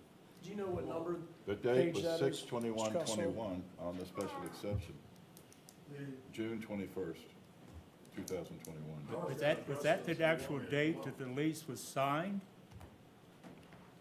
Can you give that to me? Because I saw the 6/21 too, but I can't imagine that that was a date. The date of the request for rezoning is May 19th, 21. The lease is 6 months prior to that. Yeah. It's December. January 15th, 2021. January 15th of 2020. 2021. And the rezoning request. Okay. The the solar ordinance was approved in February, is that not correct? That's right. At And the the, time, then, Mr. Barnes, take your position back. at the time, a solar facility could not be put on an R1 zone piece of property when that lease was signed. Were either of you aware of that fact, and what was your game plan with dealing with it? Yes, come forward. Why would you enter into a lease when it's not something that can be done within the county? We explained this in our application. We were aware that it was zoned residential, and we explained in our application that these two parcels being included in the project were contingent upon the board approving the rezoning to agricultural. So you would throw them out then? They would not be a part of your plan if If you you couldn't, don't if it approve couldn't the be rezoning. rezoned? Correct. Okay, thank you. Yeah. If were these two parcels not to be rezoned tonight, they must be struck from your hearing number 4. Understood. You could do that, as you are well aware, you could do that with a motion and say, motion to approve minus 13-160, et cetera. or what have you. So yeah, the timeline just barely worked out for this particular applicant. So, may I ask a question? We have land use taxation, so that tax on agricultural property is different than residential. So how long have they owned these two pieces of property that are R1 that they've been paying higher tax on than everything else, and they didn't know it was R1 when they bought it? Is that what we're asking? They may be able to answer that. I think I put the deed in there for when they purchased it, 2003. Okay, so they begin a tax thing every year with two different parts to it, I Yeah. suppose. Well, and if parcels are contiguous, you can sometimes creep that land use over. Even though that parcel would be smaller, it's all treated as one unit. Don and I were discussing that earlier on a similar issue with regards to timber, and we don't have a final answer for you on that from the Commissioner of Revenue, but we have been told that if they're contiguous, you can creep that land use over. But as you know, when you cease that ag use, you have rollbacks that are due, and of course, then it's going to be taxed at the full freight for the land. You're no longer going to get that benefit with Yeah, but solar use. what you're asking us is to roll back the R1 into. Correct, yeah. So, It's technically, I don't like to use the word downzoning because a downzoning or upzoning is in the eyes of the beholder in a way. In this case, it kind of technically is a downzoning from R1 to A2 because your uses are generally a little more strict in A2. But in this case, with this particular use, as you're well aware, the financial incentive is higher there. Yeah, no denying that. Mr. Barnes, you said that Mr. Amos is the owner? Yes, And he's Mr. here. Amos is here. All right, Mr. Amos, I know you signed up to participate during the public hearing, but I'm going to ask you to come forward now because I have a feeling you're going to be asked questions and so on. So come on and give us your. Hey, how you doing? Good. Jeb Amos, I'm the nephew of the property owner, Donald Swann. All right, and y'all got questions of the owner here? No, my question was answered when I found out that, like I say, at the time the lease was signed, the land could not be used for a solar facility. Okay, all right. And what you're saying And is. I have some comments to make later on after public hearing, All right. Mr. Chairman. Okay, and what you're saying is, whether it's used for solar or not, you still like to change it? That's Is that correct, yeah. question? I mean, property taxes are less for agricultural. I mean, we've been overpaying all these years, so, yeah, I mean, either way, we'd like to have it rezoned A2. how many years has it been? But you've been overpaying because it's a different zone. Since my grandfather owned it, it's been many. And nobody ever thought to do this before now? I mean, I'm not questioning any of that, but it I just didn't pay seems the kind of. taxes, sir. That was somebody else in the family. We've had similar instances on another piece of property where we're getting taxed for water view when it was farmland.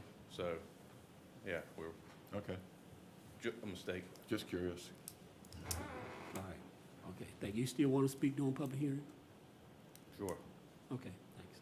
Okay, so we're going to open this up for public hearing, and since Mr. Amos is the first one on the list, you can come right back and speak if you want to, sir. I don't think he hears you.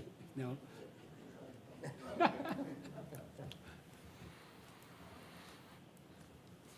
Remember, you have 3 minutes. You get a 1-minute warning All at right. the end. Again, my name is Jeb Amos.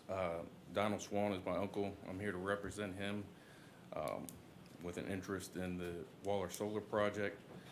He and our family are in full support of this project.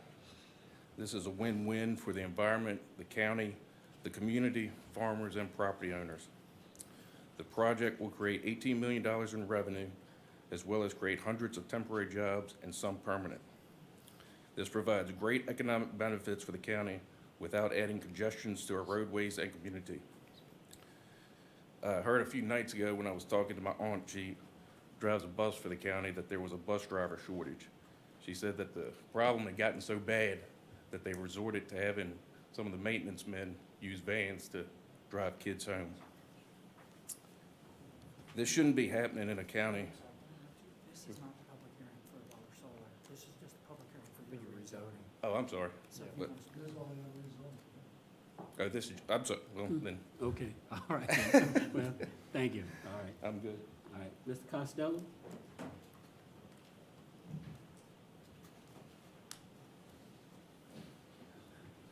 I addressed this at the Planning Commission, and it's part of the minutes. And that's what I was reading from before. But I'm looking at the request for rezoning dated May 19th, 21. Applicants Donald Swann and all. If rezoned, proposed use of property. This is in May 19th, 2021. Property will be used as farmland as it is now. Would like to be consistent with adjoining land, he mentions the things, which is all part of the solar area, field. All part of the same field, rather. So sign a lease in January, and in May, he's saying he's keeping it for things, and he's already leased it for solar. Guys, I don't think he knew what he was doing. And as far as the land, originally it was 1.346 or something like that acres. And when they did the survey, turns out it's 3.276 or something like that.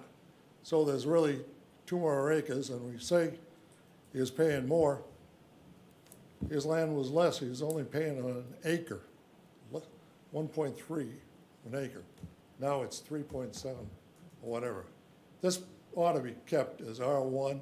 It ought to be turned and kept with all the other R1s in the area.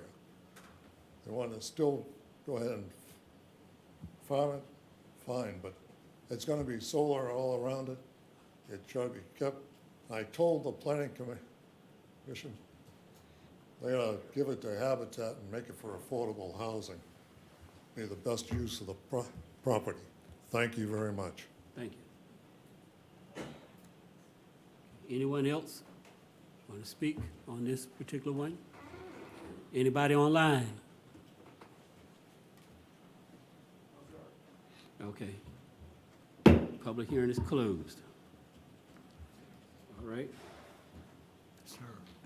Mr. Chairman, I guess I had the privilege, I would say, of listening to most of this back when he came before the Planning Commission.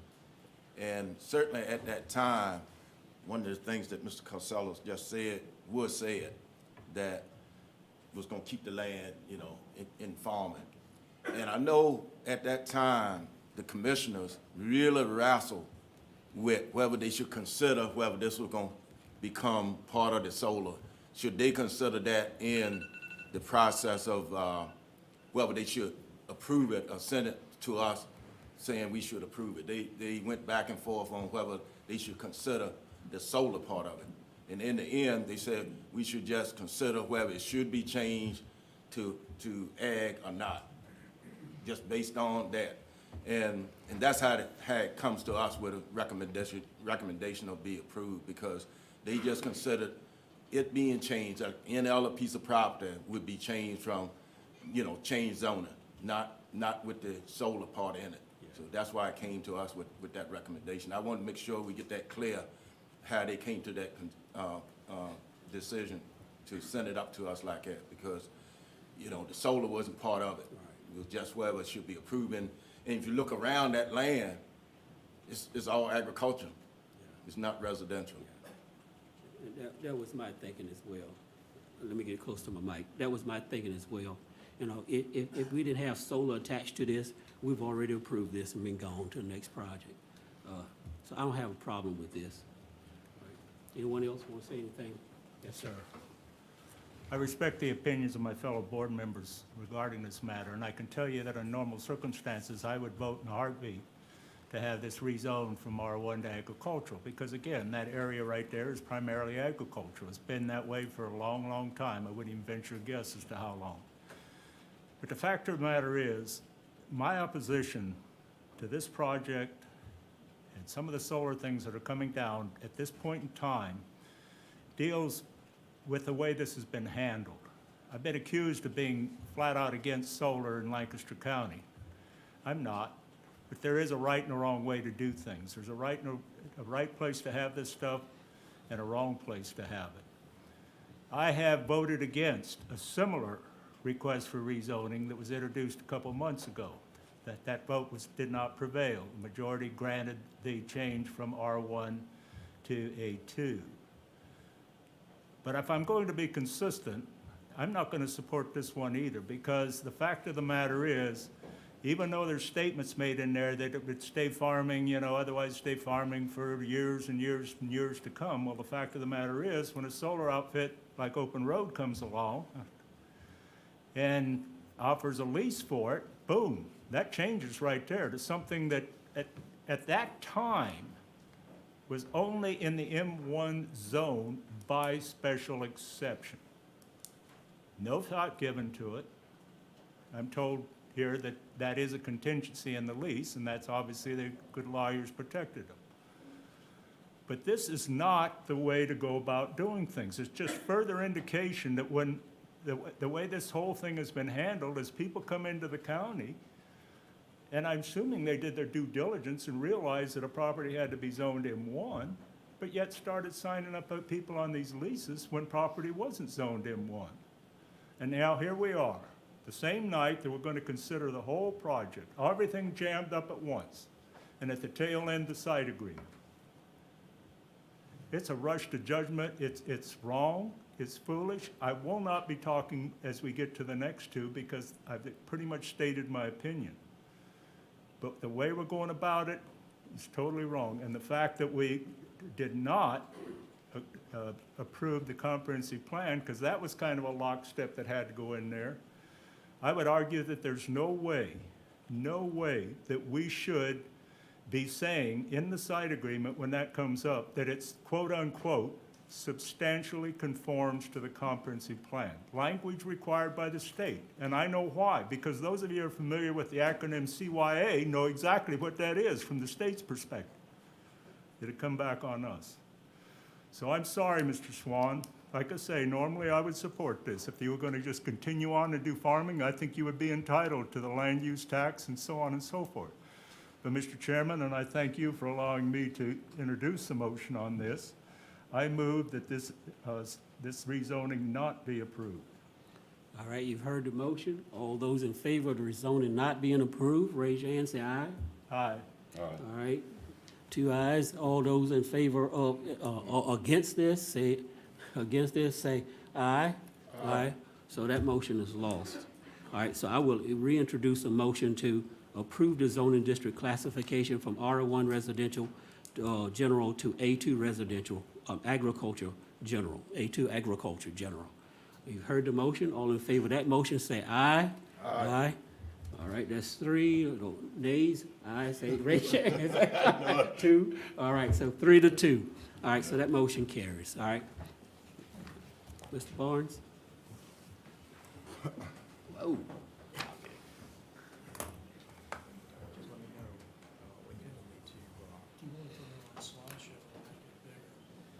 How do I do that?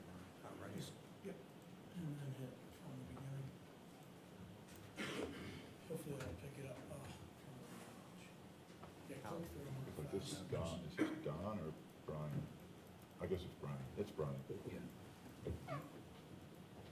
Yes, I'll deal with this next hearing, and then the one after that will be Don Gill. All right, this issue is a special exception request to the Board of Supervisors for special exception by Waller Solar One LLC. I won't read the rest of the ad. Yes, you can go ahead and click that, Don. Thank you. You're reading my mind again. The way that, being that this was a bit of a bigger, one of the bigger zoning or land use actions that our body has taken in quite some time, I just wanted to make sure you understand, I'll give you a staff report and answer any questions you have. The applicant is here to make a presentation and answer your questions, and then public hearing, board deliberation, whatever action you're going to take, it would be fine. And then, as you know, you could withhold action until after your next hearing and then do those together as well. That's what we would do, yeah. Yes, sir, that may be prudent. Okay, Don. You can click that again, sir. Okay, these next, and I'm going to be super fast. I don't want to seem like I'm rushing, but I just want to show you these next 3 slides come from a presentation I gave you on January 28th, 2021. And if you remember, that was a presentation I gave you before you had the February hearing to adopt the utility scale solar ordinance that took effect July 1. And this is really for the gallery and for us to all remember why we're here. I was telling you then, and really that hasn't changed. If anything, the pressure is on, even on a federal level, in the renewable energy push. The main thing that you hear a lot, and I know you guys have heard on your end, the Virginia Governor Executive Order number 43. You also have the Virginia renewable energy push. There's several new local regulations that came into place. And those 3 statutes there are big enabling statutes behind the special exception process, the siting agreement process, and all those other things. Yes, sir, Mr. Gill. Okay, the other slide I showed you that night shows you why. I like who, what, when, where, and why. I was taught that way in school, so this is the why. It's a monetary driver. It's about money. It makes a profit. And this is the reason why the slide's a little bit blurry if you're in the back of the room. But basically, from left to right on that right-hand graph, you have in 1977 the cost of solar has dropped to just pennies per dollar for what it used to cost to generate electricity using solar. Okay, next slide. And then the last of the old school slides I'll show you is towards the end of that presentation, I kind of showed you options to go. Option 1, option 2, the county could adopt this ordinance and go forward. Option 2, the county could adopt no ordinance and leave you in a M1 district status where only M1 parcels can consider utility scale solar. We decided to go option 1, and so that's why we're here tonight. Next slide. So on July 1st, Waller Solar submitted the application. We processed it in the office. It went into the computer on that day. And you can see that in your memo. Everything's dated July 1, the day we received it. Click, please. Okay.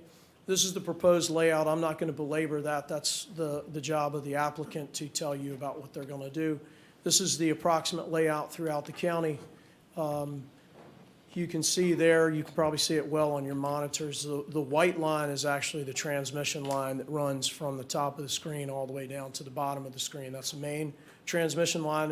And while we're talking about that, I'll just point out that this is a transmission project, not a distribution line project. The Planning Commission has already seen 2 distribution line projects come in. And distribution line projects are generally smaller, 15 acres, 40 acres. They all try to be under that 5 megawatt level, probably for siting agreement reasons and other reasons. And those can go onto the distribution lines. This project will hook into the transmission line only. All right, next slide, please. So this is just the basic bullet points of the facts. Most folks in here know that already. 1,400 acres in array fields, 2,700 acres leased. It's designed to produce 131 megawatts. There's 20 individual parcels, 10 property owners in the array fields. As you guys just pointed out, there's other folks in your 3-ring binder who have leased land because leases are necessary to accomplish getting that power to the substation to get ready for hooking onto that transmission line. Next slide, please. All right, what's a megawatt? Basically, a 131 megawatt project could power around 30,000 homes, depending on the day. So that means that Lancaster County will become an electron surplus county. We'll be producing power more than what we need, and we'll be exporting it, for lack of a better word. All right, next slide. Just a quick voting district comparison. I try to either mention that in my spiel or in your memo. This project is actually in 2 districts. You can see that highlighted parcel on the right. He won't mind me pointing him out, Jackie Barrick. That's a parcel he owns. That is a little bit in District 1 and 2. Another parcel that's under consideration tonight, I believe, is wholly in District 1, the way the map looks. Okay, next slide, please. So this is the last thing I'll touch on, because it's been an issue that folks have raised, and it is a concern of ours as well, and that is in regards to erosion control. There was a lot of press lately about the Louisa County site. This is the Louisa County site right here. And as a E&S guy, looking at that, I can tell exactly what happened and why it happened, and it all goes to design. Nature laid out that slope, that hillside, and water for thousands of years had flowed in all directions. Everything after construction got directed to one big, huge sediment basin with one overflow pipe.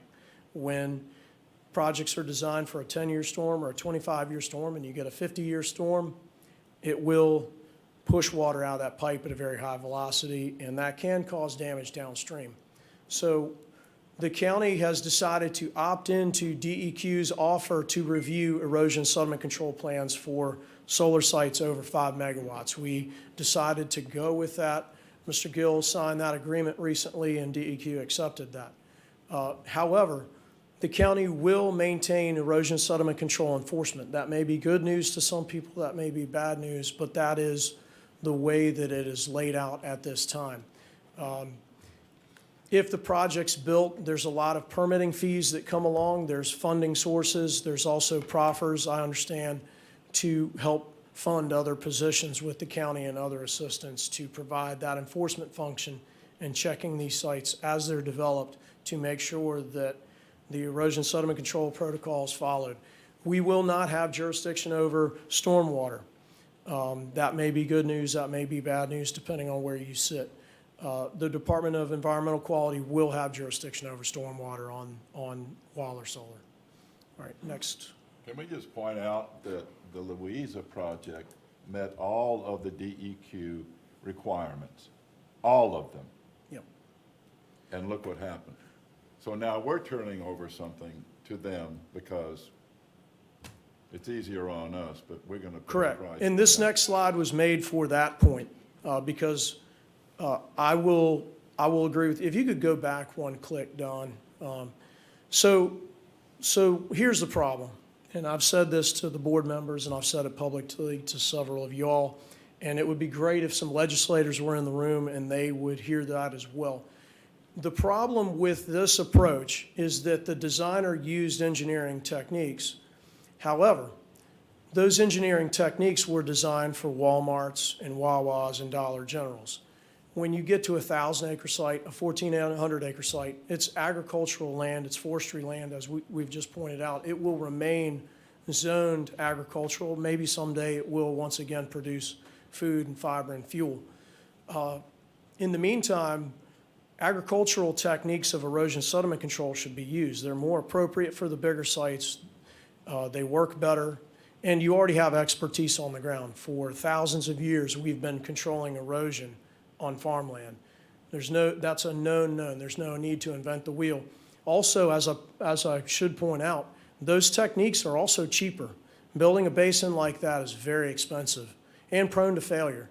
The agricultural techniques that work better also are less expensive and easier to fix. The next slide will show you a state that's already doing this is North Carolina. Before you go, weren't they also fined? They were fined, yes, sir. Yeah, this has been the result of an enforcement action and a lot of retrofitting, yes, sir. Which means they didn't follow something properly. Yeah, but so we signed on with DEQ using erosion control. That's okay for Walmart, but not for agriculture. Can we get out of that? Can we unsign that? If we know more about what ought to happen with agricultural and forested property than they do, then we're stupid to go with them and to be under their thumb, are we not? Right. No matter what happens tonight, I've discussed this with the county administrator. I've already undertaken to begin figuring out a way where the state can accelerate that process of making these standards better. I seem to chastise the state government every meeting, and I said I wasn't going to do it tonight. But our DEQ did have time. They've had over 10 years to prepare, like North Carolina has, to have better standards. Those don't exist right now per se, but we, having our own program, do have the right to push plans back and say, no, that's not good enough. I think that you guys will support our staff in being strong-handed with that, and I can assure you we will. Yes.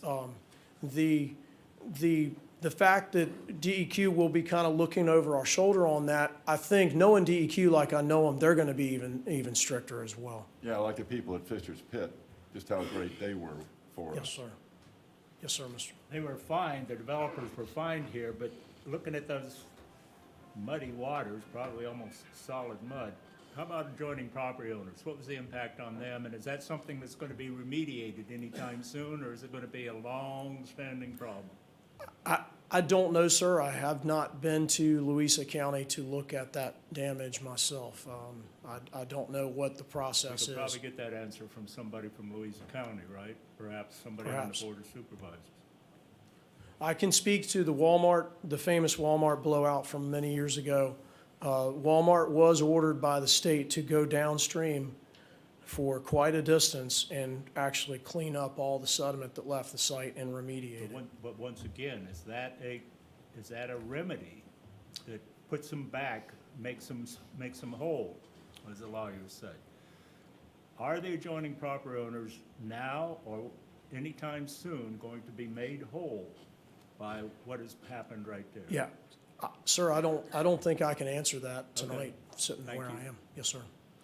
Last slide, Don, will be, North Carolina has special standards for solar.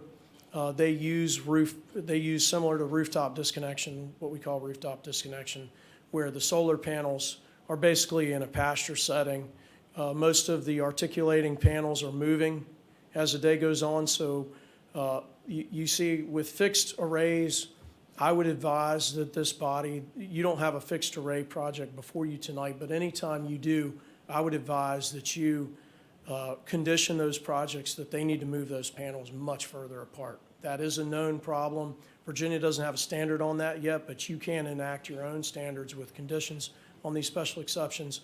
Panels that do not articulate create a heck of a drip line. I've spoken with a lot of folks who do erosion sediment control on these sites, and they said those are the ones you don't want to bid on.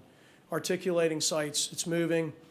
Some of the operators have told me during rains they set everything to set upright, so it's dividing the runoff off the panels.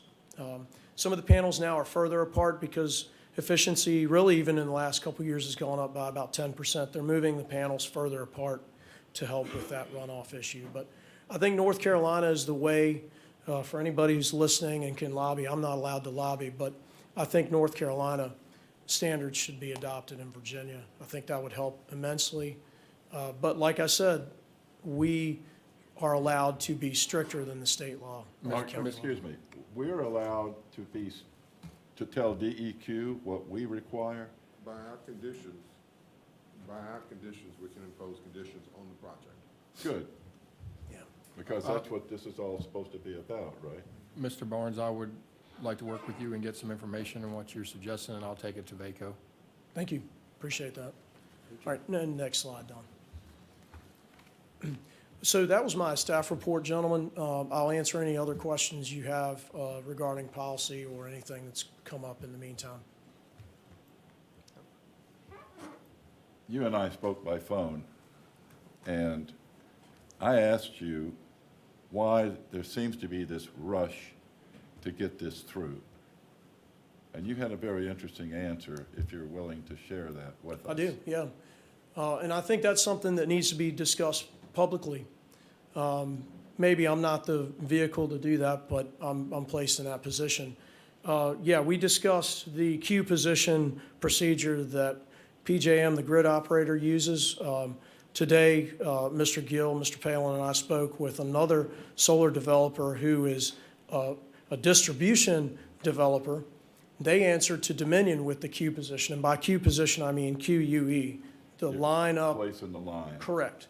They get in line to get on a line to provide power with a project. They have to pay money.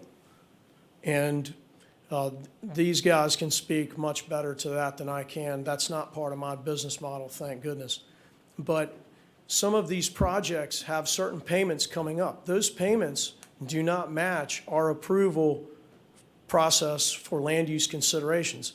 In my staff opinion, I feel like that process puts an undue hardship on county elected officials and county staff because we're getting pressure from developers who tell us, well, we've had this out here for 8 months. We've got another queue position payment coming up that we've got to make.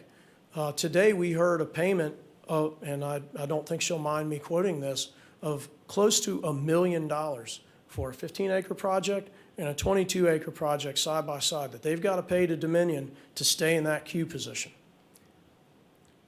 In a lot of other industries, I don't think that would be legal. It's certainly not ethical. There are other, I know that it's a way of weeding out the Johnny-come-latelys who might just, hey, we're going to be a solar development company, and they don't have any assets and they don't have any way of being assured that they're good actors. But certainly there's another way of adjusting that timeline so that the pressure's not on you guys, the pressure's not on these companies to worry about having to put out $1 million over here when if they're denied. I'm pretty sure Dominion or PJM, whoever is a respective operator, keeps that money. Thank you. Thank you. Any other questions, comments before I open it up for public hearing? No, we get Okay. the presentation by the applicant. Oh, okay, okay.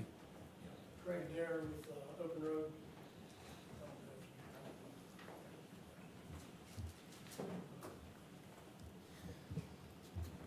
Thanks, Brian. Which one is it? It's the PowerPoint. PowerPoint, right there? Yeah. Okay. They're both the same, I just PDF'd it. Oh, gotcha. Thank you, Mr. Chairman and members of the board. We've been doing this for a while now. I'm Craig Adair, and I'm a Vice President at Open Road Renewables. We're the developer of Waller Solar. In my perspective, this hasn't been rushed. Next month actually makes 2 years that my colleagues and I started coming to this courtroom and working with the Planning Commission to develop a solar ordinance. And in my opinion, it's a very thorough and one of the most comprehensive solar ordinances that I've seen in the Commonwealth. If you can go to the next slide. After that ordinance took effect, and we began working with staff, submitted an application, and came up with a set of conditions that I feel like are robust and are protective of the county and of the neighbors to the solar project, and then came up with a financial package, compensation package for the county in the siting agreement that was just finalized today. In my opinion, it is robust, it is comprehensive, and it has been a long process. And I very much appreciate, I will actually agree with Charlie Costello on this, very much the time and the work that's gone into our application, into the ordinance, both by the Planning Commission, by this board, and by Brian and Don. And so thank you for that. I hope as we go through this slide presentation tonight that you'll conclude like I do, which is that I think it is robust and comprehensive, and I hope you will decide to approve it.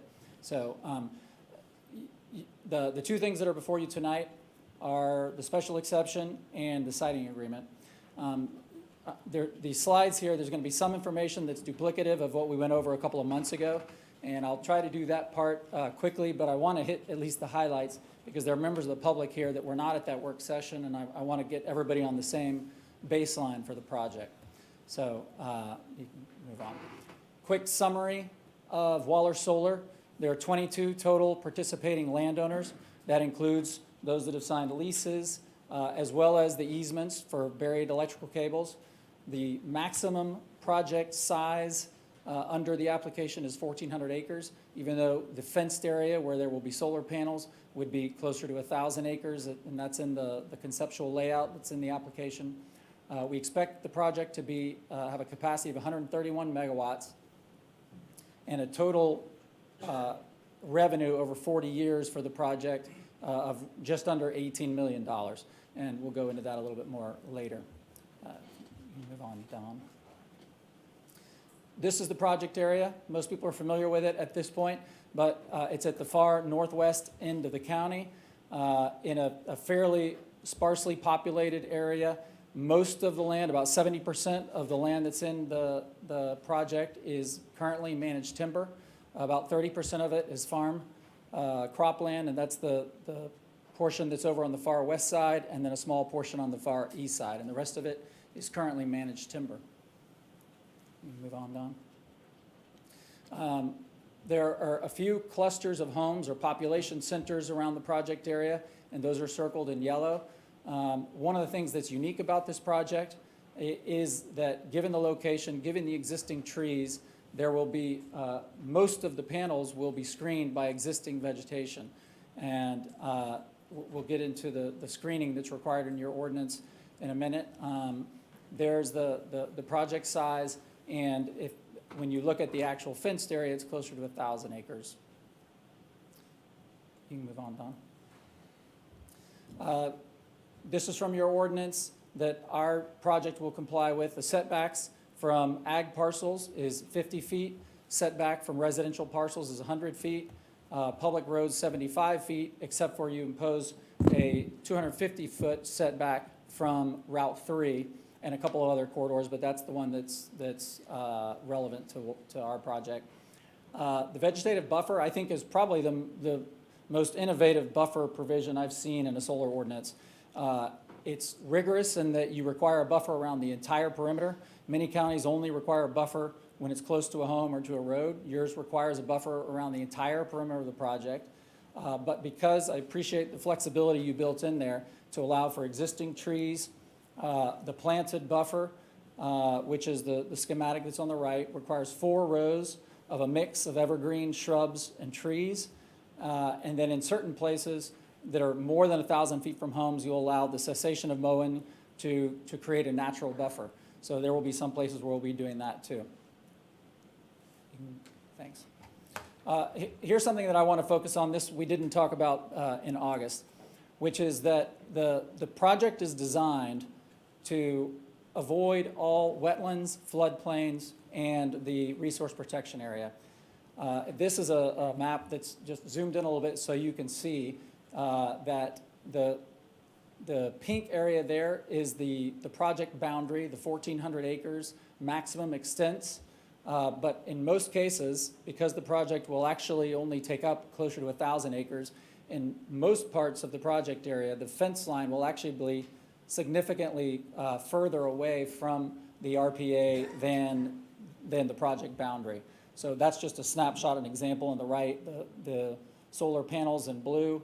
The black dashed line with the X's is the project fence line, and this is just a conceptual layout. This is not the final layout. And then the panels are actually set back even further from the fence because we have to leave space to access the panels around the perimeter. And here's just a couple more close-ups so you can see that in no place will the surface equipment or the fenced area lie within a wetland or an RPA. Go back real quick, just point out that those red dashed corridors that are linking the panel areas are the utility areas where we would have buried electrical cables. So those would go through wetlands. Those are minor disturbances, and those are governed by the U.S. Army Corps of Engineers. So those are the only places, and there could be a few access roads that cross those, but those will otherwise only be buried utilities and access roads. No panel areas will be in the wetlands or the RPA. I'm going to turn it over to Scott here.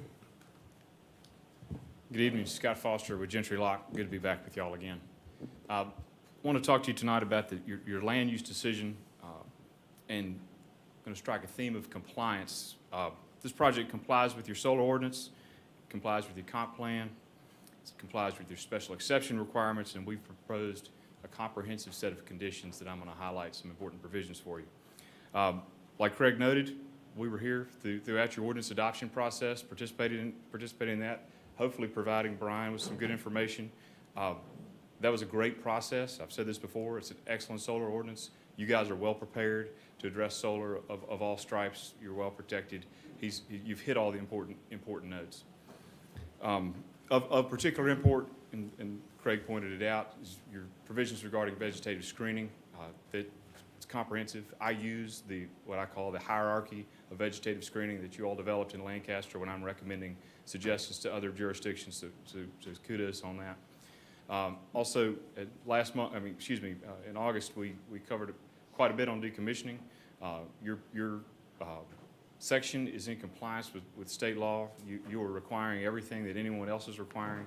So well done on that.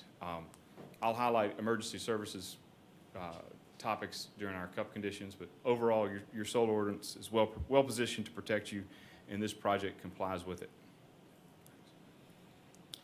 So your comprehensive plan, you all discussed this earlier this evening. So when looking at a project or any really land use decision, particularly in this case, because this is a public utility facility, it's evaluated for its conformity to the comp plan as it relates to its location, character, and extent. So as to its location, this project is at the northwest end of the county, largely removed from population centers. You're lucky in that this project is going to be located on land that is primarily forested, 70%. Its character, solar by nature, is a passive use, no noise, no light, and once constructed, no traffic, no dust, and no odors. As it relates to other agricultural use and rural residential, when it's well buffered, solar can be a great neighbor. For that reason, I pointed out that fewer impacts than quite a few other permitted uses in A1 and A2. And in certain circumstances, it's a better neighbor than quite a few of those more intensive type uses. Your ordinance protects the surrounding areas, which is great. You've done a good job on that. Solar is a temporary use. We look at it as holding land in trust for a period of time until the project is ultimately decommissioned. You don't get that with many other land uses, particularly residential. And the extent of the project, this project is well designed and well laid out. A lot of times you have large areas of solar that are contiguous, so you're tying up a large swath of land in one area. These are nice and spread out, smaller fields, so you don't have that major booming impact of solar that you do in other situations. And as Craig pointed out, we've avoided all sensitive environmental features, so the extent of the project is in conformity with the comp plan. You all have several points in your existing comp plan that really strike well with this project. In Chapter 2, questioning the suitability for development. As I pointed out, this land is being held in trust for 40 years, so it can be turned back over to agricultural and forestal uses at the end of the project lifetime. As I'm sure other speakers will note tonight, when farmers use a portion of their land for solar, it provides a stable source of income, which is not a guarantee in the agricultural industry. Protection of potable water. This preserves land for future reservoirs, which is mentioned in your comprehensive plan as a core concern. We commissioned a study, which was part of your packet, regarding the need for those reservoirs during the lifespan of this project, and that study concluded that that's very unlikely. Solar, relative to other land uses, significantly reduces groundwater pollution, no point source effluents, fewer chemical additions than row crops or managed timber. Chapter 6, land use and the economy. This is located in an area that is outside the area you all have identified for other types of like high intensity or high yield uses. So it protects your growth in enterprise zones. It drastically will expand the tax base, a point that Craig will go into detail later on.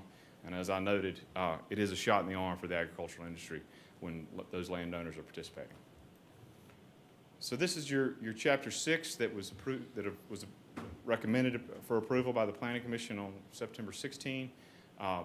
That was before you tonight. They put together several components for evaluating solar projects. I'll walk through those. First off, is the proximity to the 115 kV transmission line.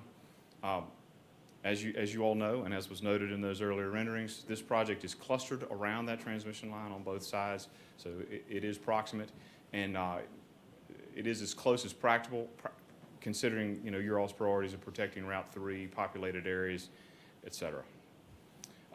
It will contribute to grid resilience. As Brian noted, county only currently consumes electricity. Once this is done, you all will produce more than you consume, so you will be energy positive. Local revenue, based on tonight's final discussion of the siting agreement, Waller will generate $17.94 million in new revenue for the county over a period of 40 years. Compared to the existing land use, you all know that that is significant. This project includes a comprehensive plan for protecting air, soil, and water. As noted before, this is a no emission use, and wetlands, floodplains, and the RPA are protected. Topsoil is going to be preserved on site. That's been an issue in other jurisdictions where, you know, topsoil has been taken off site, so we're ensuring that that's not going to be the case. Your ordinance requires that all non-gravel areas inside the fence have vegetative cover, which is, you know, extremely important for preventing erosion and runoff. And as those pictures Brian showed note that, you know, the ground cover under solar grows well.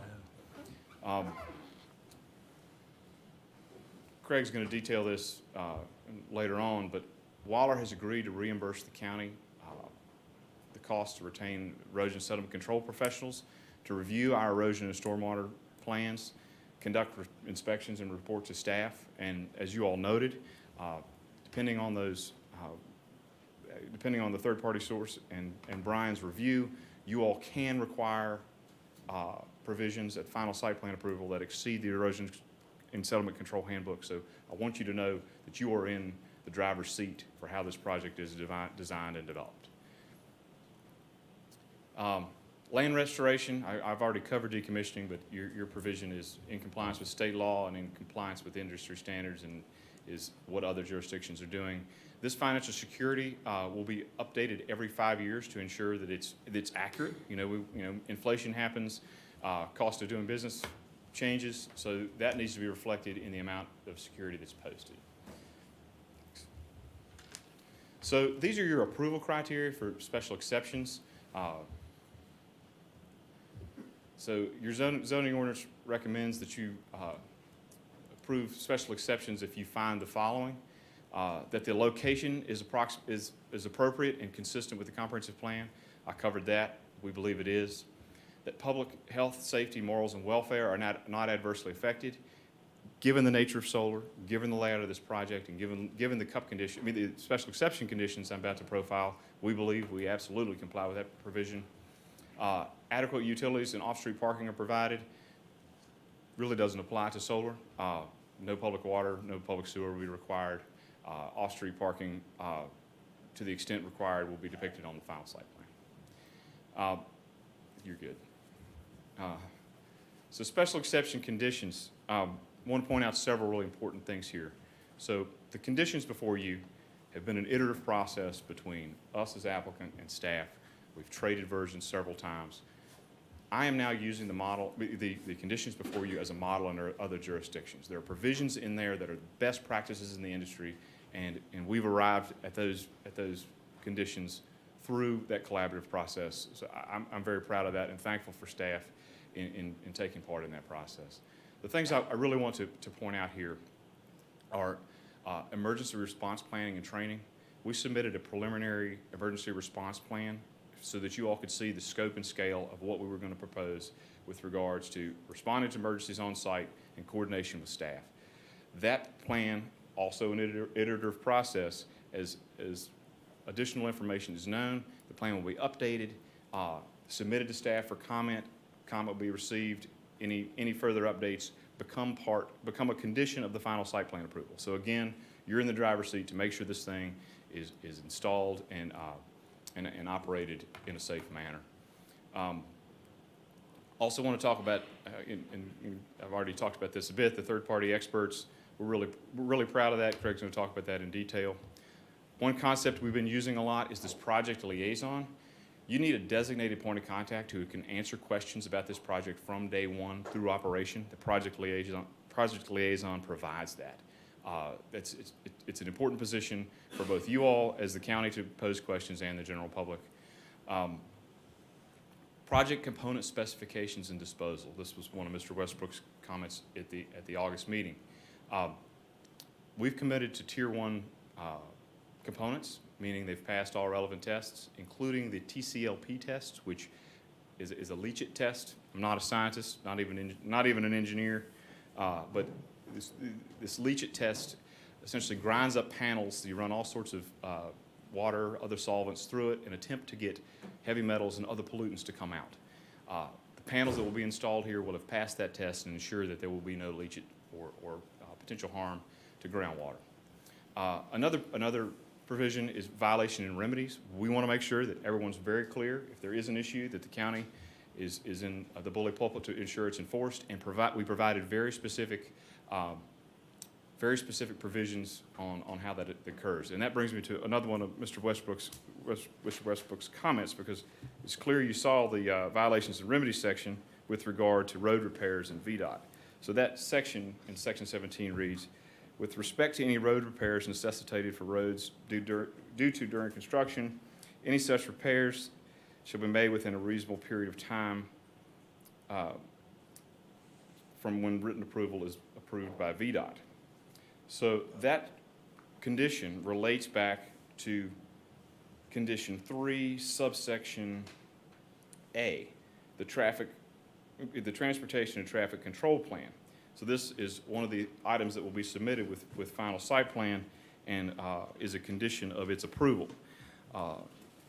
That plan will include a road repair plan, including provision of a pre- and post-construction road evaluation and a VDOT land use permit, and posting of a surety for the estimated cost of any repairs to public roads within 500 feet of each interest of the project for public roads based on an estimate reviewed and approved by the county and VDOT. So as it relates to road repair, a bond will be posted, and you all are in the final driver's seat to approve the sufficiency of that plan, because it is a condition of final site plan approval.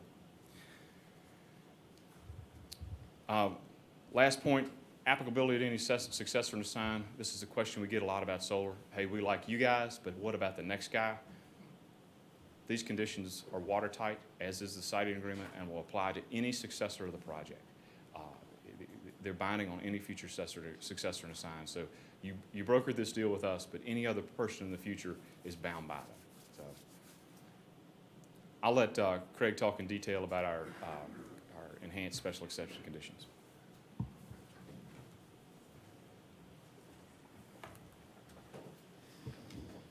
So this, I think we all know, what happened in Louisa County is serious. And, you know, I'm not going to stand here and defend what happened there. It's a serious incident, just like what happened in Essex County. And as an industry, you know, we need to do a better job of preventing these from the outset. And so we've had a lot of discussions with board members, with staff, with members of the public about it. And I think we came up with something that I think will significantly reduce the chances of an event like that happening at Waller Solar. Because actually my understanding is different than yours, Dr. Westbrook, which is that both in Louisa County and in Essex County, they were not in compliance with their erosion and sediment control plans or the state handbook, because they were issued notices of violation. Fines were paid. That only happens when you're in violation. So they were not in compliance. And I think what we want to do is be proactive and work with Brian and your staff to make sure that is not the case here. And so an additional condition that you'll see in the proposed conditions is number 16. And we are offering to voluntarily fund the county to retain your own erosion and sediment control specialist who is certified and experienced and independent, who would be retained and report to Brian, not to us. We will be doing our own reviews, of course, and inspections, but this person will be selected by you from a list of experienced candidates that we would provide, and that person would have 3 functions. Number 1, that person would review our preliminary site plan So before it comes final, including the erosion and sediment control features and design, and provide comments, and can work with Brian that if you think your erosion and sediment control ordinance is not sufficient, or that the state regs are not sufficient, you can add additional features, and we will work with you to make sure that it's protective. So that's function number one for what we call the ESC professional in the condition. Number two is the person will conduct regular inspections. The amount of money that we're offering to reimburse would provide inspections once a week for 18 months. That's designed to cover the entire construction period, plus the transition to the permanent stormwater management system. So the person would conduct regular inspections and report to the county. We would fund the use typically would be done through an FTP server where electronic reports of those inspections would be done and would be provided to your staff, and this person would be reviewing them to make sure that problems are detected long before an event happens. So between reviewing the design and making suggestions and working with Brian to make sure that the plan that you approve is protective, they would do regular inspections and report to the county to make sure, or at least significantly reduce the likelihood of a compliance issue at this project. So, and I want to stop there in case anybody has questions about that, because it's a real issue and one that we would like to work with you to get behind in terms of ensuring that that doesn't happen here. Questions?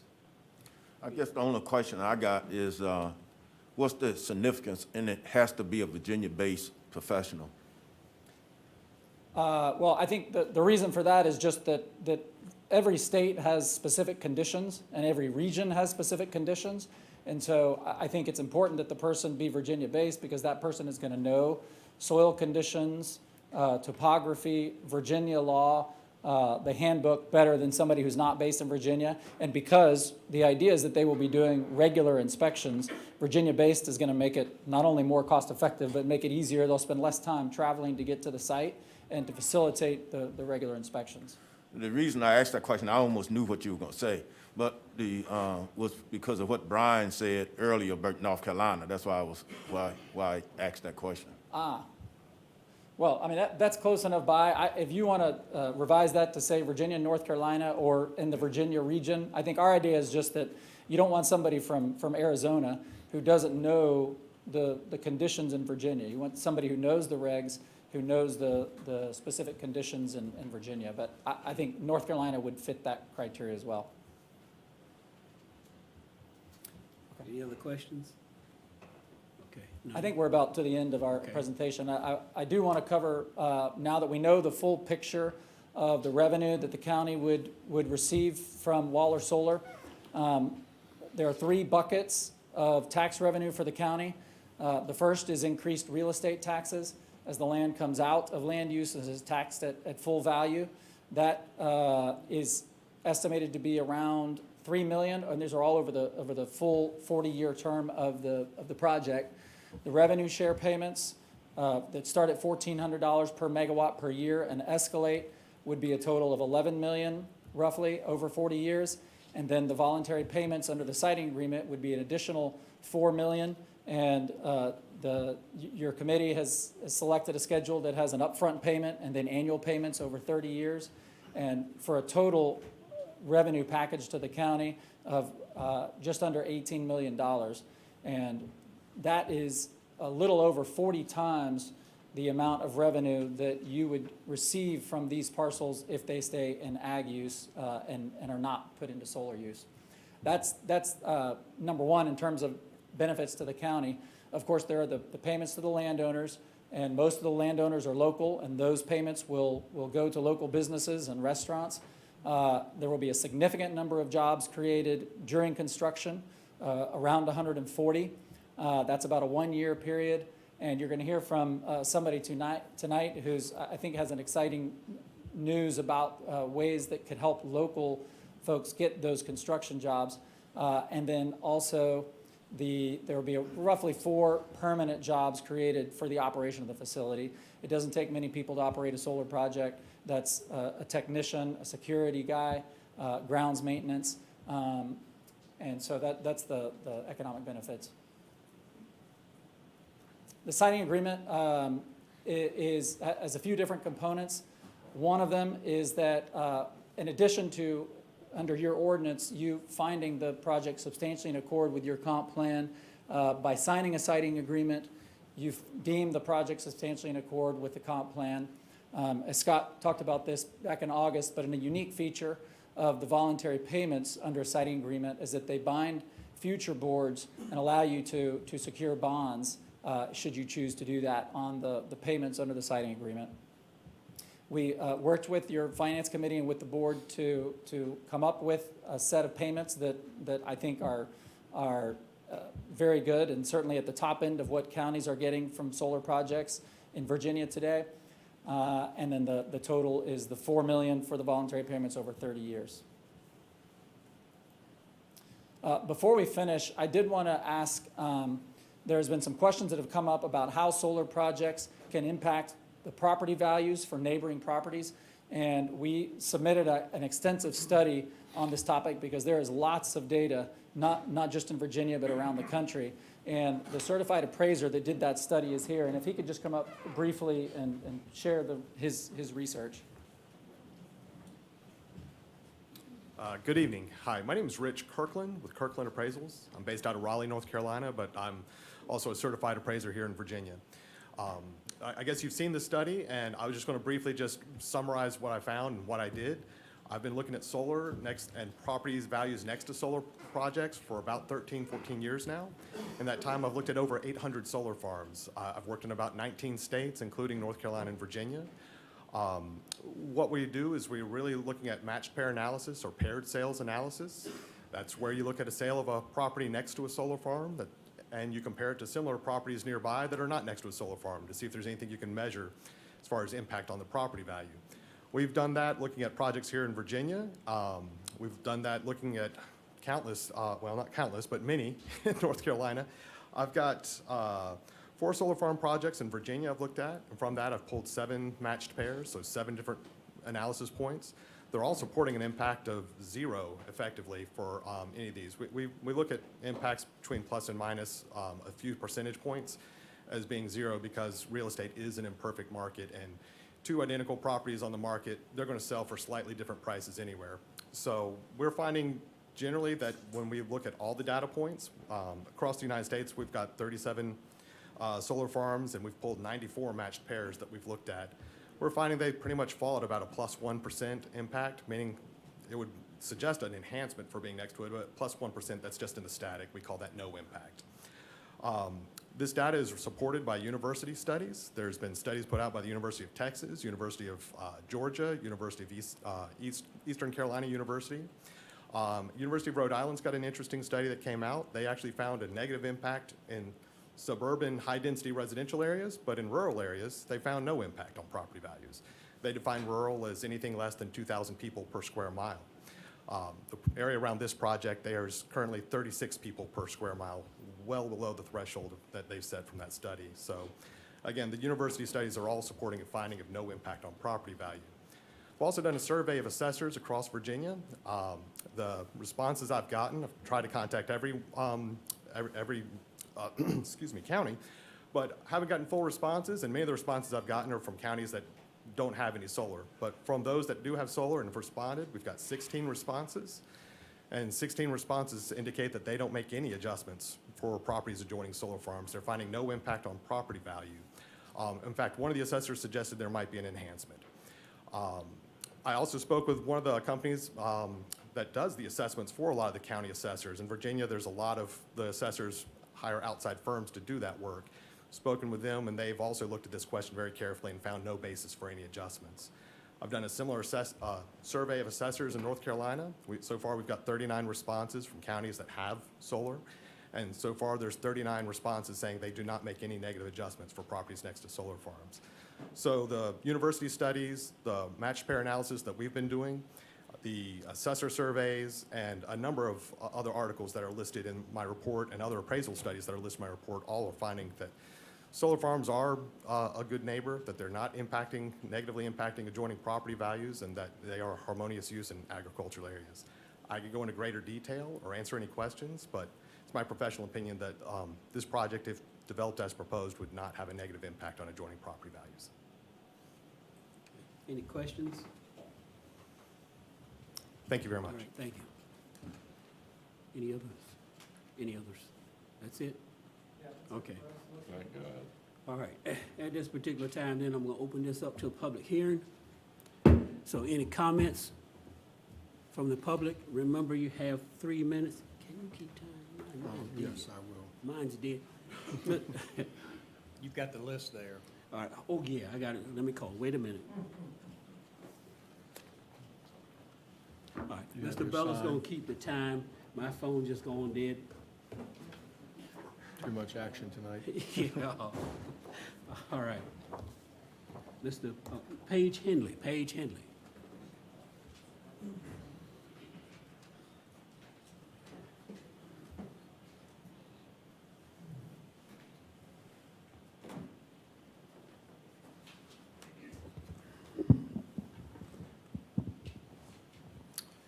Thank you, gentlemen on the board. My name is Paige Henley. I am currently a resident of Rappahannock, Westminster, Canterbury, down in Irvington, back down where there are a lot of people in the county. But our ancestors managed to settle in the upper part of the county. And today we have a property at 1362 Maratica Road, which is right across the road from the Haney farm, used to be called Oakley. And what we now find ourselves coming to look directly at this project. So we were comforted that there would be a buffer. And I do commend the county for the language that sets out the buffer. And I've gone talked to Brian about this, but as I understand, the buffer that will be along county highways, county roads, will be about a 100-foot setback, and there will be a 4-tier vegetated barrier around the property, and particularly where it faces a county road. In the situation with Maratica Road and our property, and even though we are sparsely populated, there are 4 or 5 people right across the road from this property that you're being asked to approve.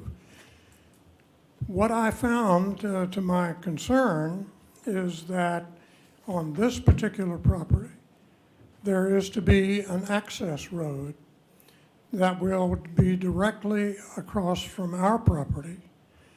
And that access road will go through, obviously, the buffer and will render the buffer ineffectual.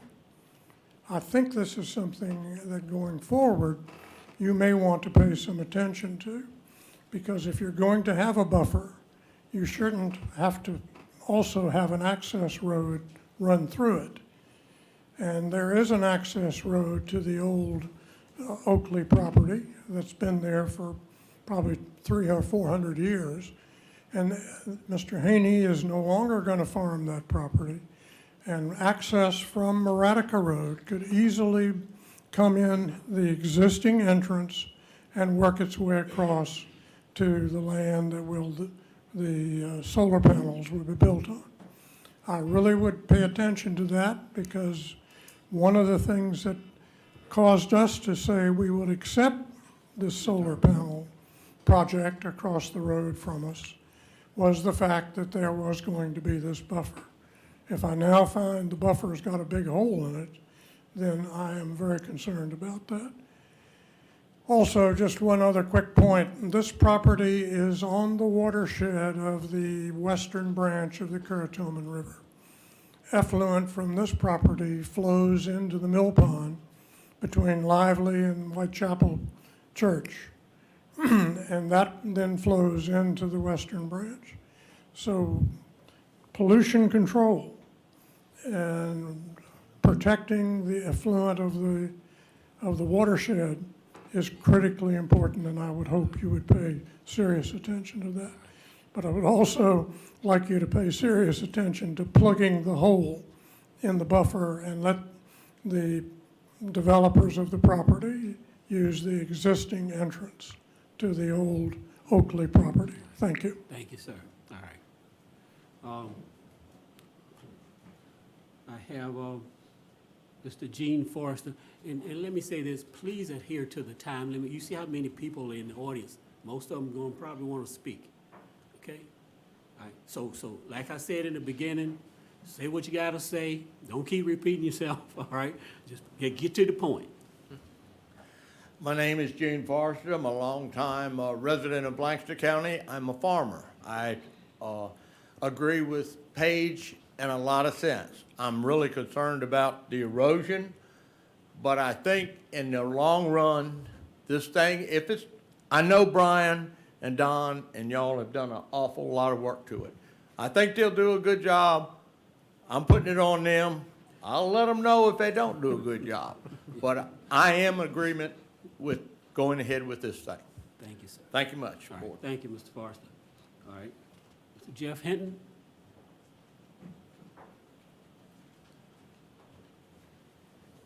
My name's Jeff Hinton. I'm not a resident of Lancaster County, but I do pay taxes in Lancaster, Richmond, and Northumberland County. I farm for a living.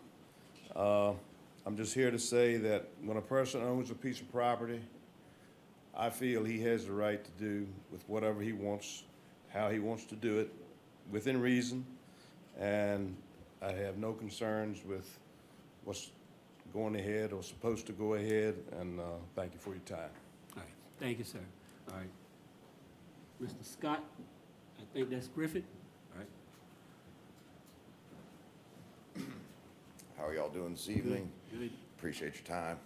My name's Scott Griffith. I've been a resident of Northern Neck in Lancaster County for about 40 years. For the past 30 years, I've hunted in the upper end of the county where several of these sites are proposed.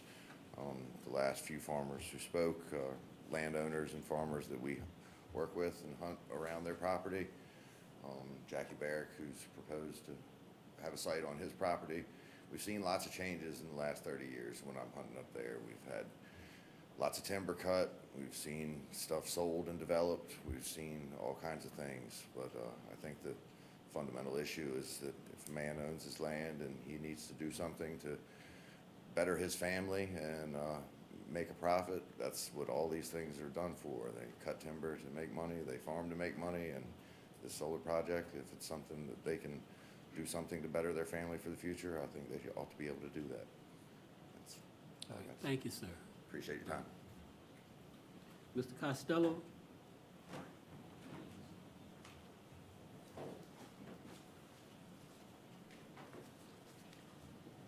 Are these the latest conditions dated October 21st, 2021? Is that correct? Okay, I have some questions. I'm concerned because what I'm getting is different. The siting agreement says, nothing in this article shall affect the authority of the host locality to enforce its ordinances, regulations, to the extent that they are not inconsistent with the terms and conditions of the siting agreement. And the siting conditions are Mr. part Costello, of these. don't Now- talk to them, talk to us, state your concerns. If you got That's- questions, state your questions. Okay, now on page Gotcha. 3, it says the buffer will be evaluated by the applicant for compliance with these conditions at least once per year. I take it it's going to be with the approval, the county is going to turn over that report.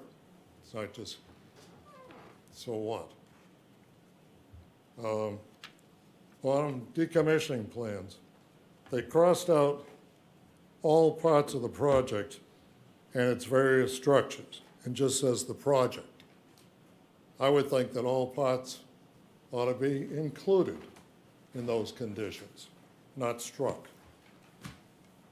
In the in the financial security on page 4, there's nothing in here about adjusting the cost over 5 years. It's blank. It just says it's to be there, but it has nothing of what they said about the 5-year business. On page 5, the setbacks, D, setbacks from the fence to the edge of the right-of-way property of VDOT right-of-ways shall be 75 feet. I'll turn over the rest of this to Brian so he can give it to you, but there are other places that these are also. This should be, the 250 feet should be in there, right? Talk You to said us, sir. 75 Talk to feet. us. And it governs. It either governs or it doesn't. These are the ones you're gonna be, and if it's inconsistent with the ordinance, these govern. There are other things that I think need to be put in here, Brian, and there, you can go over them with the board. Thank you. Right. Thank you, Mr. Costello. Mr. Coyne? Samuel Coyne? Oh, Samuel Coyne?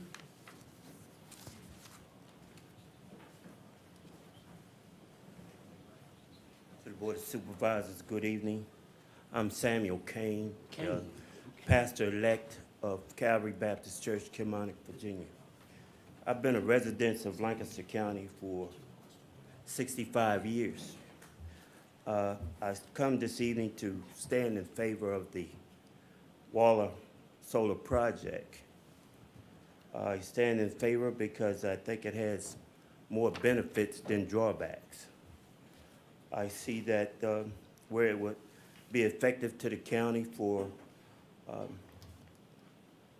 income for the county, revenue for the county, which could be used for projects now and in the future for the county benefits, as far as maybe helping with the schools, maybe assisting with parks, temporary employment, and hopefully one day we could have a public fishing pier.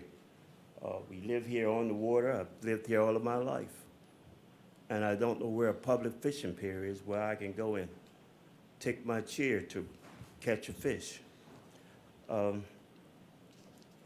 just like to say that it would be beneficial. And listening this evening to the reports coming from these gentlemen that presented their presentation on behalf of Waller Solar Project, I believe they've done a thorough job. I am familiar with some of the codes of the county, and I do believe that if there's any other codes, you're going to have to dig deep to bring them up that they haven't covered in their presentation tonight. So I just came out tonight to listen to the presentation on behalf of those that accepted and rejected. But as far as weighing it out, I think I would go with the project of the Waller Solar Project for the county. Thank you, Minister Kane. Good evening. Okay. Pastor Ulysses Turner?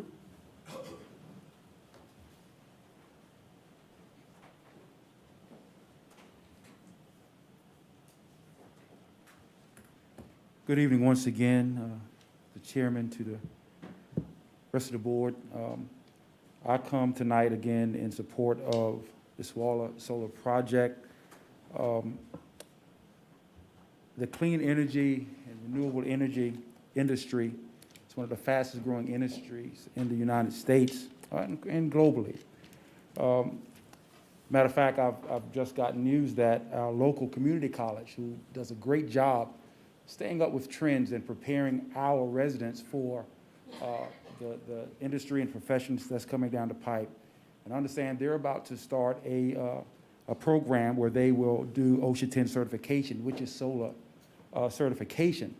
So with the community college jumping on board with the solar project, I think it's important for us, and I know you've already done your research, you know the pros and the cons, but I don't know what we have to lose, but I do see some of the things we have to gain. The $18 million in tax revenue, I think, is important.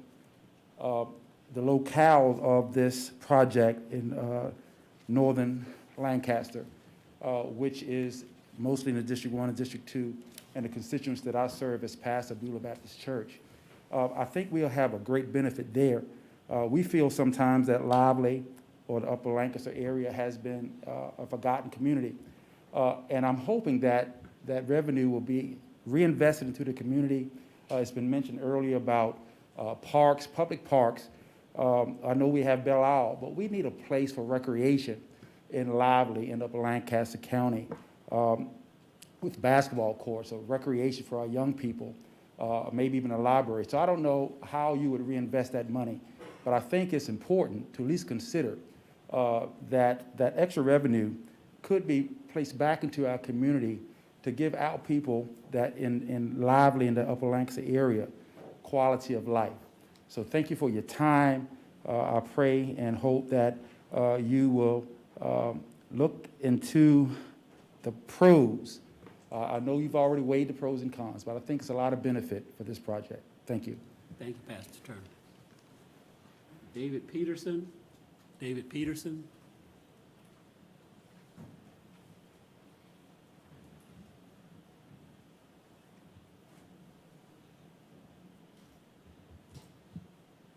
Good evening. Good My evening. name is David Peterson.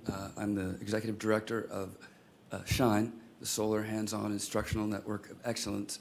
I had about 2 minutes and 59 seconds worth of comments prepared, but I think I'll try to back that off a little bit. I just want to compliment Open Road and you all for a purposeful and responsible approach to solar development in your community. And what we do at SHINE is to help train the folks that can receive the economic benefits of this development for the jobs that are available to them so that that money can go directly into the community. What we found, we were established in 2018 because we saw, and it's true to this day, 68 to 72% of workers on solar projects in the state are from out of state. So we decided that we wanted to create a workforce training engine to help prepare people within the community to receive the jobs and the economic benefit that welcoming solar into the community can provide.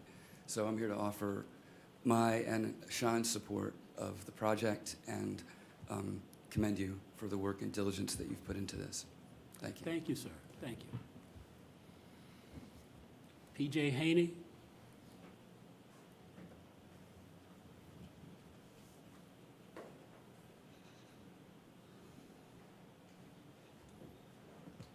Good evening. Good evening. My name is P.J. Haney. I'm a fifth-generation farmer here in the Northern Neck. I'm here on behalf of my family and my father, who was unable to be with us this evening due to a medical procedure. Many of you know my father and our family, and we've made a living off the land for the last 5 generations here in the Northern Neck. And it's my father's desire to continue making a living off the land. We've known which decisions to make on which crops to plant on which fields and which parcels are more suitable for some crops than others. And it is my desire to ask you to allow us farmers and landowners to make the best decisions that we know is suitable for our land. And we're at a critical intersection of agriculture and energy. Right now, there are currently 5 billion people globally, and we're projecting 7 billion people by the year 2050. Not only are there mouths to feed, but there are lights to keep on, and utilities are going to be needed for that. You know, as a kid, I grew up working a lot of land in the county, and I found it troubling to watch change over there at Hills Quarter. Land which I planted corn and soybeans and wheat on, and I harvested. And I had to watch that land get converted over to residential I'm sure the county now benefits from the taxes from that residential value of, instead of agriculture. And now I see my children benefiting from golf and movie theaters and activities on the same land that I had an issue with. So I think we all need to accept that change is something that we've seen in our lives and is something that's needed for us to sustain. When we look at clean energy, we know it's a need with the demands and the growing populations that we have. And then lastly, before I close, I'd like to point out, the Louisa project, which we saw earlier. Yeah, that was a tragedy, I guess, and it was a misstep. But however, we always can remember the bad situations, but let's highlight some of the good. There are a lot of positive attributes that could have been put on that board also. There are a lot of people who benefited from offsets, the use of coal and other types of energy needed to help us become more sustainable. And I think if we're going to do our part and be an example for the Northern Neck, we need to start right here in Lancaster County. Thank you. Thank you, Mr. Haney. Mr. Bill Emery.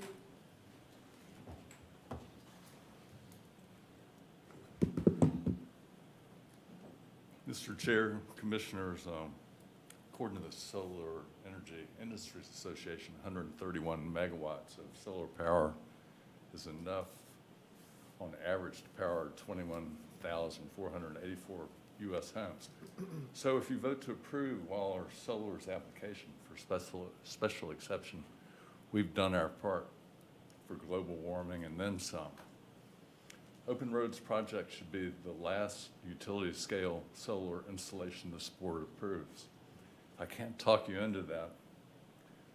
Set a ceiling, set a percentage of the land in Lancaster that you will allow to be a panel parking lot.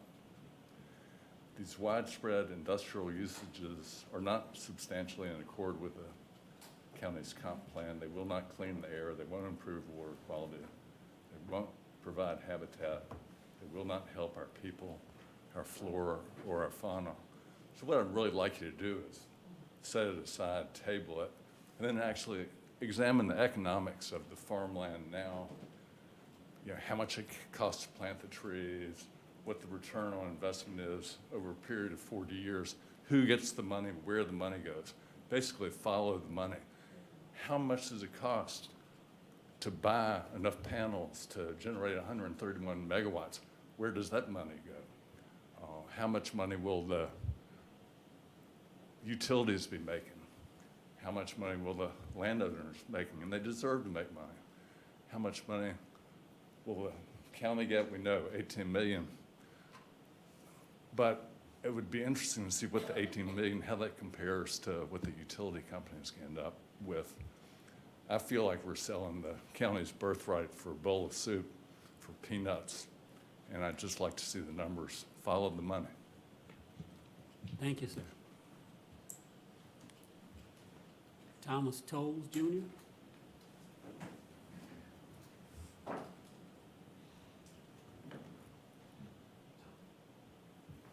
Tommy Lee Tolles.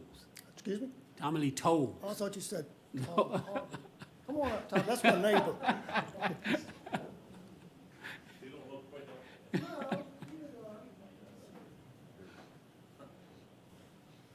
Good evening. Good evening. My name is Thomas Lee Toll Jr., and I grew up with my dad farming in Lancaster County, and I'm for the solar systems. We started out farming years ago, and people would help people. Like this lady with this hog, she's got pot-bellied pigs down there. There'd be a bunch of guys that go down and help the lady. Cows would get out. We help them get out, get them back in. All right. Now you take a combine down the road, you get cuffed at, fussed at, and everything in the world. This man knows it also. Other farmers know that. I mean, this is new school now. We trying to farm, and everybody's against us. And I have a small farm, and I want the solar panels on my farm. And if you don't believe me, rent a tractor down Rappahannock Rental and take it from Whitestone Bridge to Chin's Mill and go back and see how that works for you. that you will be cussed out, fussed out, and probably shot at. So I've been down this road too long now, and I'm about to give up with it. You know, it's just so many people have come in here now, which I've got a lot of come here friends, which is nothing wrong with that. And we worked a lot of farms down in Weems and down 354. That's all done growed up in homes now. So now I'm ready to give into it. Let's get on with it and do away with this nuclear stuff. And these panels will be in this area where it's less people are. Y'all won't see it down in Irvington and Kilmarnock and whatever. And I think it'll be a good thing for the community. It'll put a lot of revenue in the county. And my taxes will go up. You'll get that money. So you will be a win-win situation for the county. And you won't ever with me going down the road on a slow car mine. You all have a good evening. And thanks a lot. Thank you, Mr. Jones. All right. Mr. Ed Cockerell. Ed Cockerell.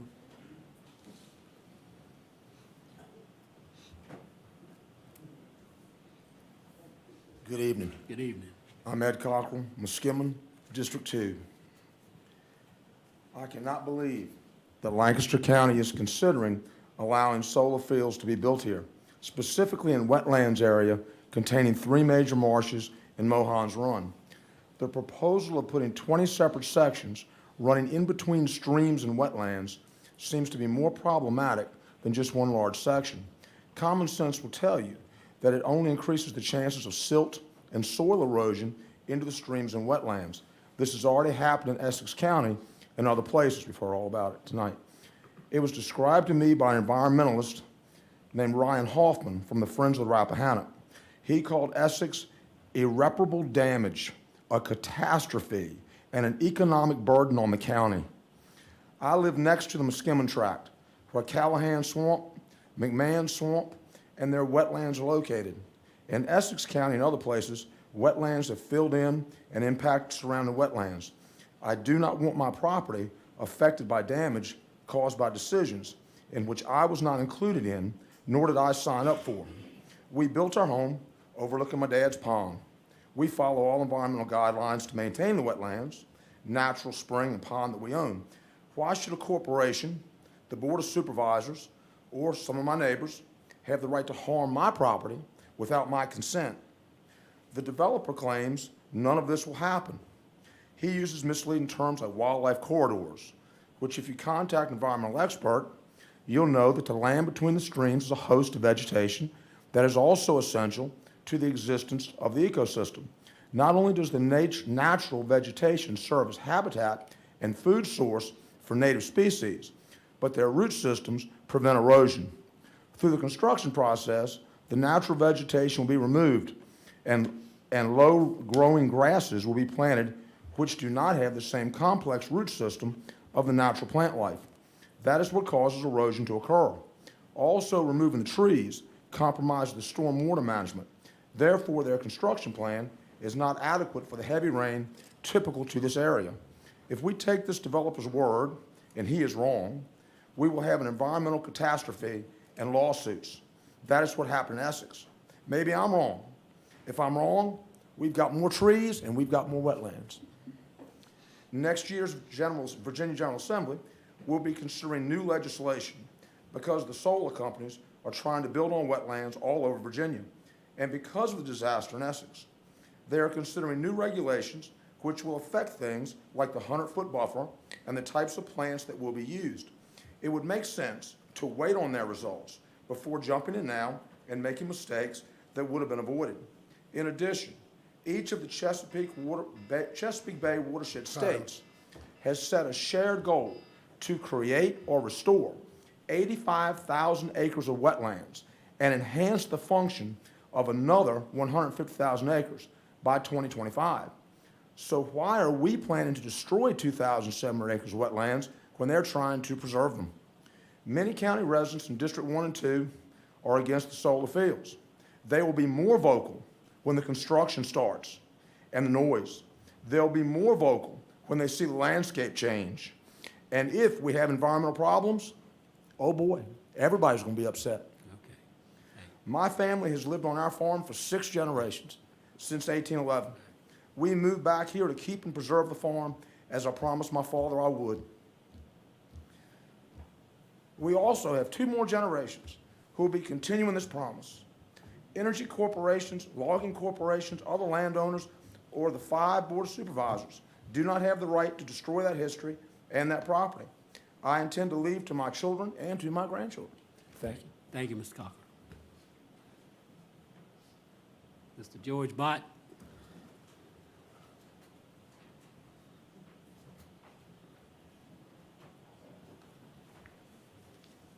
Good evening, Mr. Chairman. I'm George Bott, District 1, and other members of the board.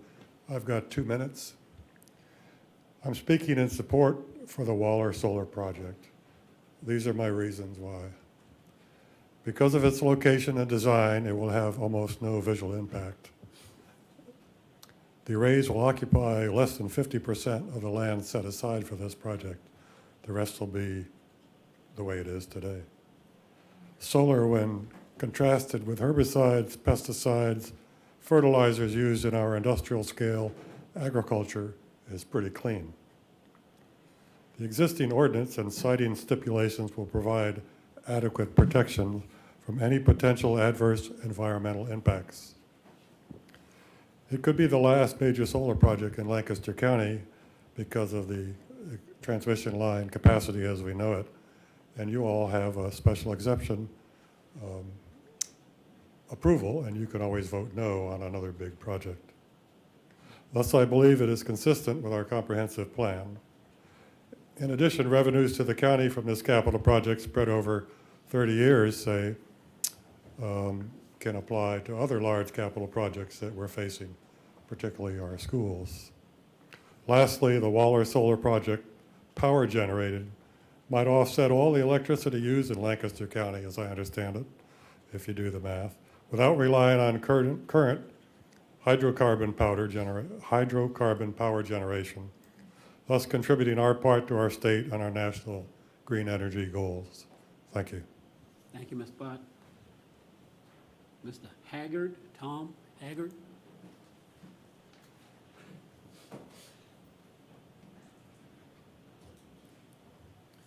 Good evening. My name is Tom Hoggart. I'm here tonight to tell you my little story. I own property at 9200 block of Courthouse Road, which is adjacent to one of your proposed solar farms. It'll be on 2 sides of my property. Naturally, I had concerns. I contacted Mr. Adair in Texas and asked him if he would come up and look at my particular situation, and so I could discuss my concerns with him.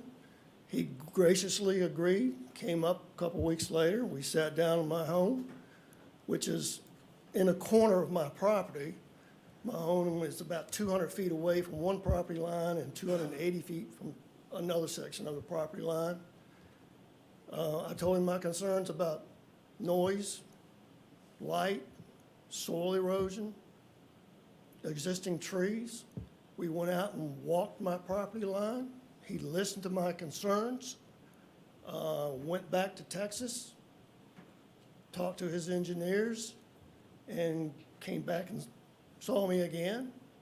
And I'm satisfied that I'll have a good neighbor now, because he's took my concerns, and I believe he will do what he says he will do, and position inverters and away from my property line and maintain 0 lights out there except for a motion detector light at the gate to get in, which to me is important. That's why I moved up here almost 20 years ago. I wanted to be in a rural setting. I enjoy sitting out on my deck at night and looking at the stars and watch the space station fly over. And you can't do that in the city. And I was afraid that I was going to get in a situation where I wouldn't enjoy living here anymore. But I think from what he's promised to do, and I think he will go through with what he says, because he's done everything he's told me he was going to do so far, and I trust him. And I just would like to thank Mr. Dare for meeting with me and taking my concerns seriously, and I believe I'll be having good neighbors. All right. Thank you. Thank you, sir. All right. Mr. Albert Pollard. Thank you, Mr. Chairman. Albert Pollard, live in Irvington, Virginia. I'll speak very briefly. I support the project. Somebody actually said, well, you know, it's not fair that you're from the lower end of the county and you're supporting the project in the upper end of the county. About 2 hours ago, 3 hours ago, I found out that there's actually, where I'm going to be moving on Old Salem Road, one of these smaller distribution projects. I found out about it through word of mouth, and I wasn't properly notified, so I was miffed about that. But I can tell you, I'd far rather have a solar project where there's adequate visual buffering and, and no lights and no extra traffic than I would looking at, McMansions with, vinyl siding and over-fertilized lawns. So I just wanted to make that point. Second point, staff has done an excellent job, particularly in the erosion and sediment control, and they should be commended. Whether this is approved or not, they've really held the feet to the fire of the development company. And lastly, Mr. Chairman, a little bit off topic, but I looked at my phone and Lancaster County resident and former Governor Linwood Holton passed away this evening. And we used to sometimes adjourn in the honor of, and I wanted to let you all know that in case you chose to do so. All right. Thank you so much. All right, thank you, thank you. All right. Mr. Wade Moore.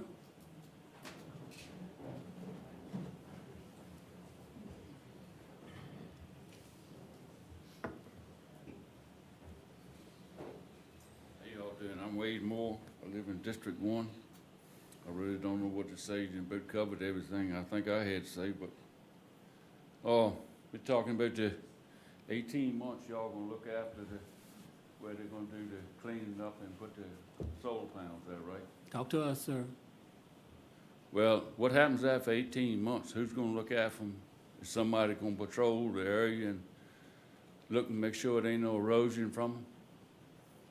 They all gonna do it? Yes. Who's gonna take care of that? Is the county gonna pay for it, or who? That's been provided, been discussed earlier. Mr. Bryan, want to address that now? Oh, wait, well, hold on, we won't address it now. We'll talk about that afterwards. All right. But I'm just concerned about what's going on where we live at. Mohan's Run is on one side, and I can't tell you the name of the stream on the other, but all the solar panels on 600, all that water will come through our property and go right on in the western branch. And I'm opposed to it, and I think y'all need to slow down and think about this before y'all make a decision. Because this ain't right. This is a nice county, but y'all gonna destroy it. So I appreciate if y'all just think about this before y'all make a decision. Thank y'all. All right, thank you. Mrs. Charlene, I believe it's Charlene Moore.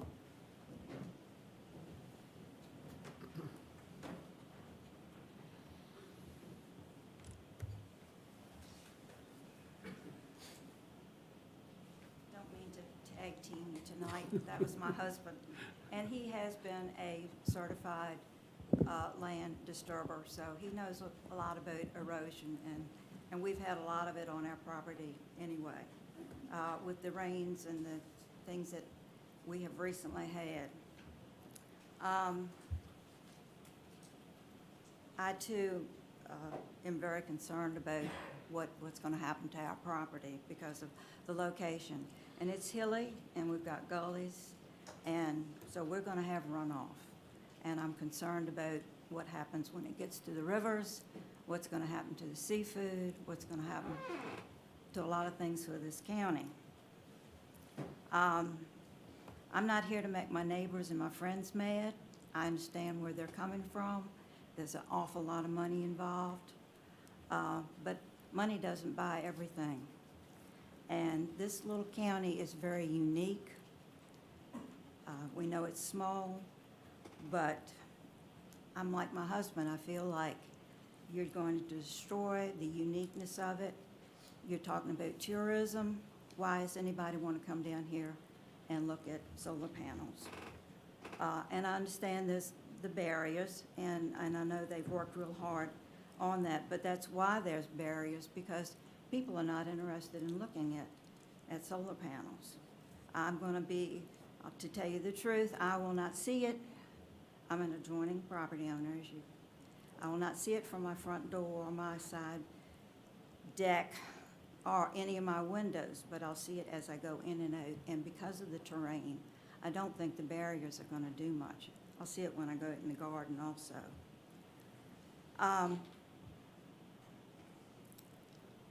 I heard the presentation and I went, wow.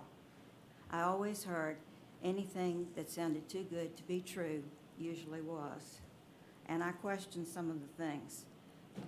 We heard in August that the 22 property owners that are going to spend the money in the county, that there's really only 2 or 3. We also learned in August that the panels are going to come from China. So we're going to support that. And also that they will sell this. And so when that happens, they're going to get out of Lancaster County. They could care less about the erosion. I'm afraid you're opening up a can of worms, and that can is getting fuller. There's going to be a virtual meeting Monday night at 7 o'clock about projects on Harris Road. And also, I don't consider that we live in a sparse area because of the wildlife. We have an abundance of wildlife. We're going to have hunting people that won't be able to hunt anymore. They're losing their land. The wildlife, hate to tell you this, but I feel like you're treating them like the Native American Indians. You're taking their habitat, their food sources, and you're going to have a lot of citizens complaining about them being in their yards, eating their azaleas and so forth. But I hope you really think about this. I don't know that this is a job for 5 people to decide. I think maybe more. Back to Louisa, I did make a note. Start wrapping up, ma'am. Your time's up. All right. In Louisa, the Board of Supervisors, there's a statement on WTVR. They said the board has also formed a utility-scale solar development committee, which has already recommended against the development of future solar projects which do not demonstrate significant commitment to thoughtful development and enhanced protection of surrounding resources. Thank you. All right. Pastor Donna Conaway.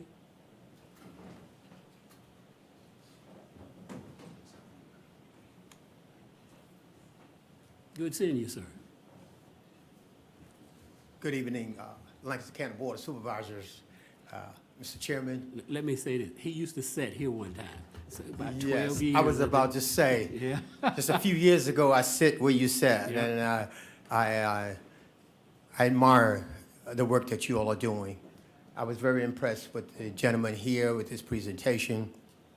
But my name again for the audience is Donald Conaway, former member of the Board of Supervisors, also a resident of Lancaster County in District 2, where Chairman Palin is my representative.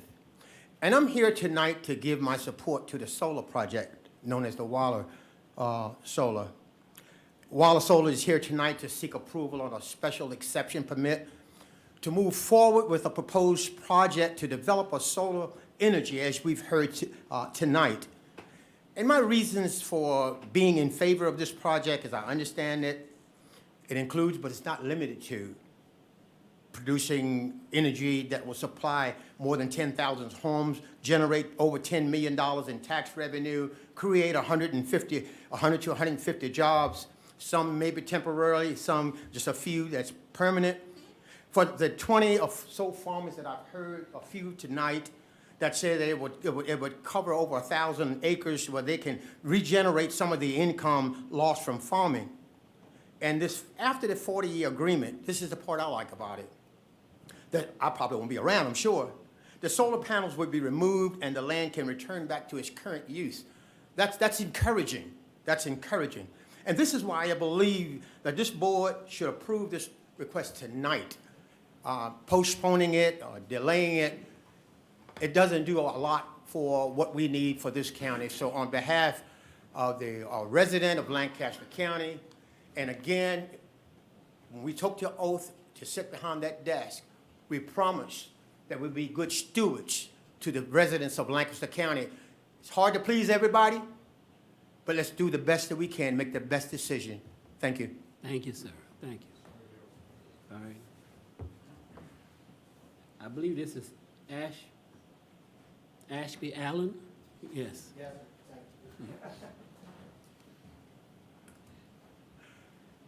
Mr. Bellows, you won't need your card. My name is Ashby Allen. I grew up in Akron and been a Lancaster resident for 40 years. I also have lived in District 2. I still hunt some of the property involving the solar project in District 2. Even though we may sacrifice some of the land that me and my hunt club hunts, it seems it's worth it for clean, renewable energy. It's also a plus that the landowners will have control of their land after the project is done, and it can be converted back to support some type of natural resource after the project is over.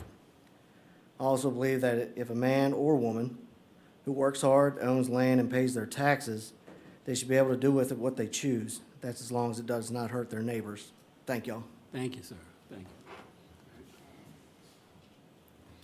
Mr. Ronald, oh, Mr. Ronald Forrester. Well, I'm glad I'm one of the last ones tonight. But, I've been here with y'all from the beginning, and I told you what was coming down.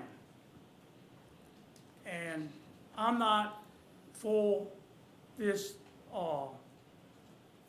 project at all. For one thing, I don't think everybody's being, the truth is being told. These are developers coming in here and developing our land. And then they're gonna leave. And the county's gonna be held responsible for it. I mean, they're developers, they're gonna have they'll get an engineer to come in here and do these projects. Which is, I just cannot believe that this is all gonna happen, and everything's gonna be good. One thing nobody's hardly said tonight, except for Catherine, about the wildlife. Look at the deer, the turkeys, the quail, squirrels, anything. When you take thousands of acres of land to put into solar, where's all these animals gonna go? They're gonna encroach on others' land, on my farmland. I have solar panels that will be behind my farm, on the side of my farm, and then where I live at on Alfonso Road is gonna be behind me. And they're taking up a lot of land. I talked to the supervisor from Louisiana today, Adam Duran. I don't know if y'all talked to him. He said we made a big mistake up there, putting these solar in. He says they got 2,000 acres in. He said we will cap it at 3,000. And he said we made a big mistake. And he said I hope your county doesn't make a big mistake like this. They wanted to be on Zoom tonight, but they had a meeting, so they couldn't be on Zoom tonight. Yeah, I know, I realize if you have land, you ought to be able to do what you want with it, but not when it's gonna hurt other people. Not when it's gonna hurt the Currituman River, the Rappahannock River from all this erosion. All right. And another thing, people moved into this county for the beauty of it. Not to see solar up and down the highway. You take, for instance, I was thinking today of the Tide Gin down there has done a tremendous job of restoring that to bring people into this county. They're not gonna wanna come down here and see solar, and you got people moving out of this county already, selling their homes because solar is going in Avis Trail. I think really, we have jumped on this too quick, And like I said, 5 supervisors should not be able to decide this. This should be a voted issue in the county. We are getting ready to ruin our county. And I just, I hate to see it happen, but I hope that y'all will back up tonight and regroup and let this, think about this very seriously. Thank you. Thank you, Mr. Forrester. And what, this guy told me today, Adam, he said, the Bible says everything in moderation. And that's why we're gonna cut back on our solar in Louisa. He said, we made a big mistake. And he said, the Bible says everything is in moderation. So I know we might have a little bit of solar, but we need to have it in moderation if we all have it at all. All right, thank you. Okay. Mr. Charles Dixon?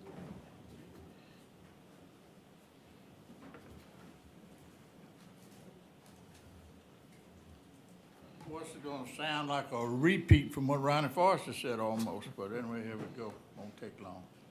I don't think you ought to go through with these solar panel things. And first of all, let me say this is just my opinion, okay?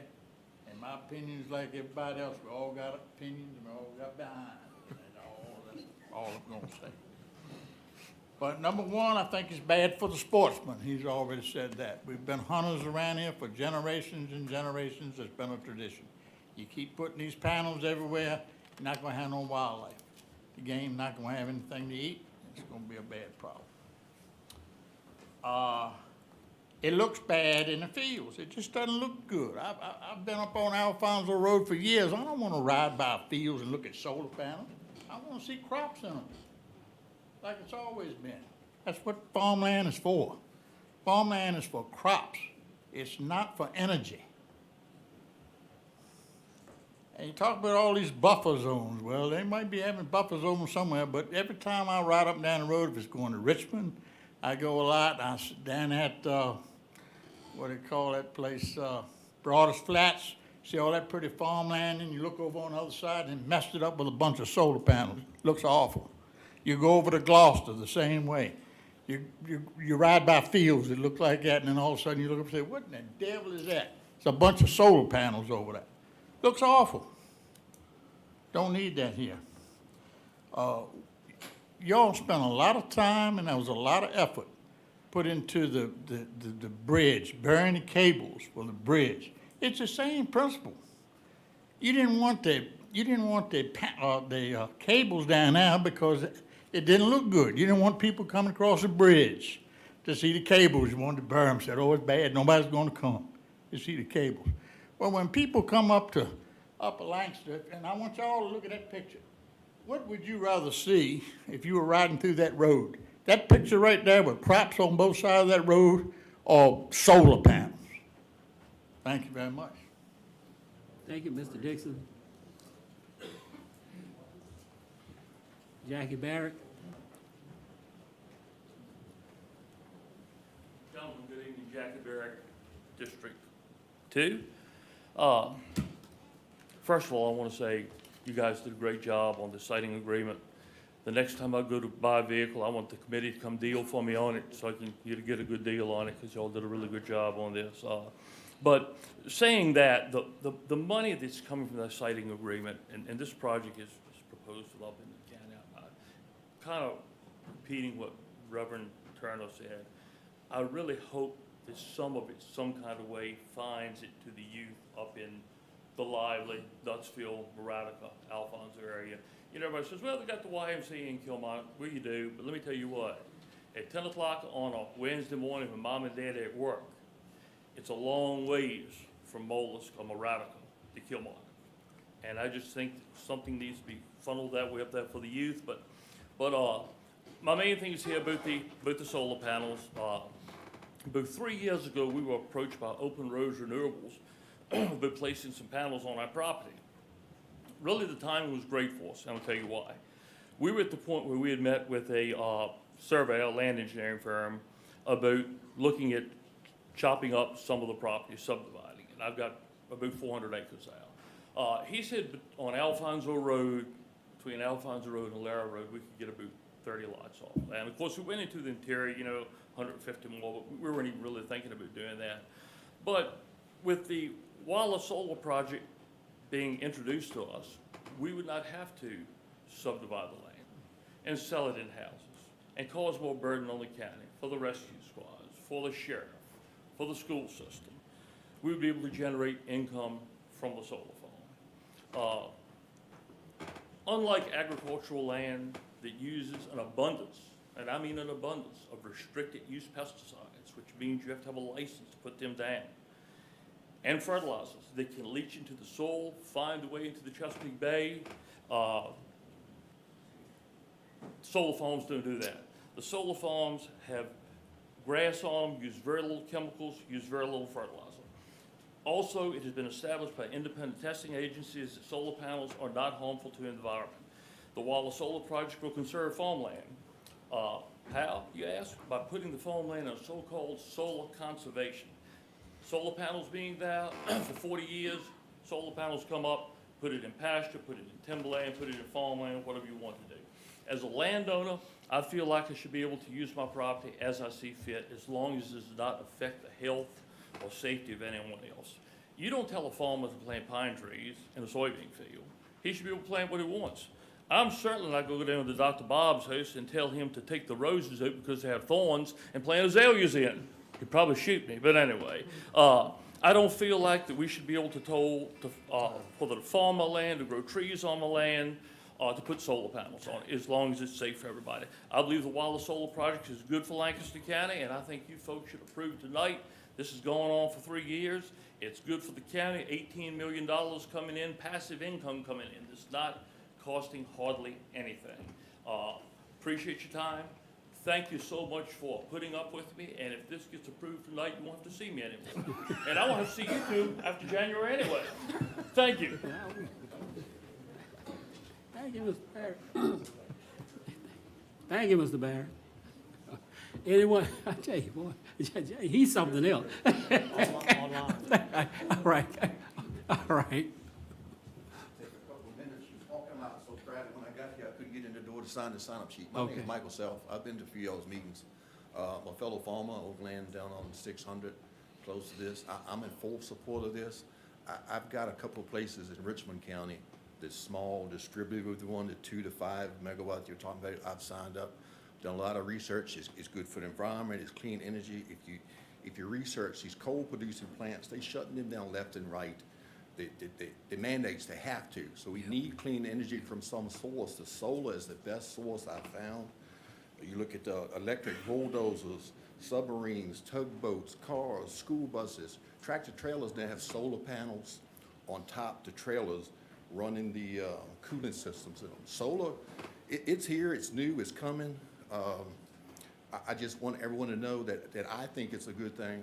I'm not a public speaker, as you can tell, but anyway, I want to lend my support to it. And as a landowner, like several people have said, you buy it, pay taxes on it, own it. I know you have zoning laws, but as long as you're not hurting anybody, you should kind of be able to do what you want to it. And they asking y'all to give them that right. And several people said y'all 5 shouldn't make that decision. I disagree. Y'all 5 are elected to represent y'all's districts, and I think y'all 5 gentlemen should make the decision. So I'm in full support, and thank you. Thank you, sir. All right.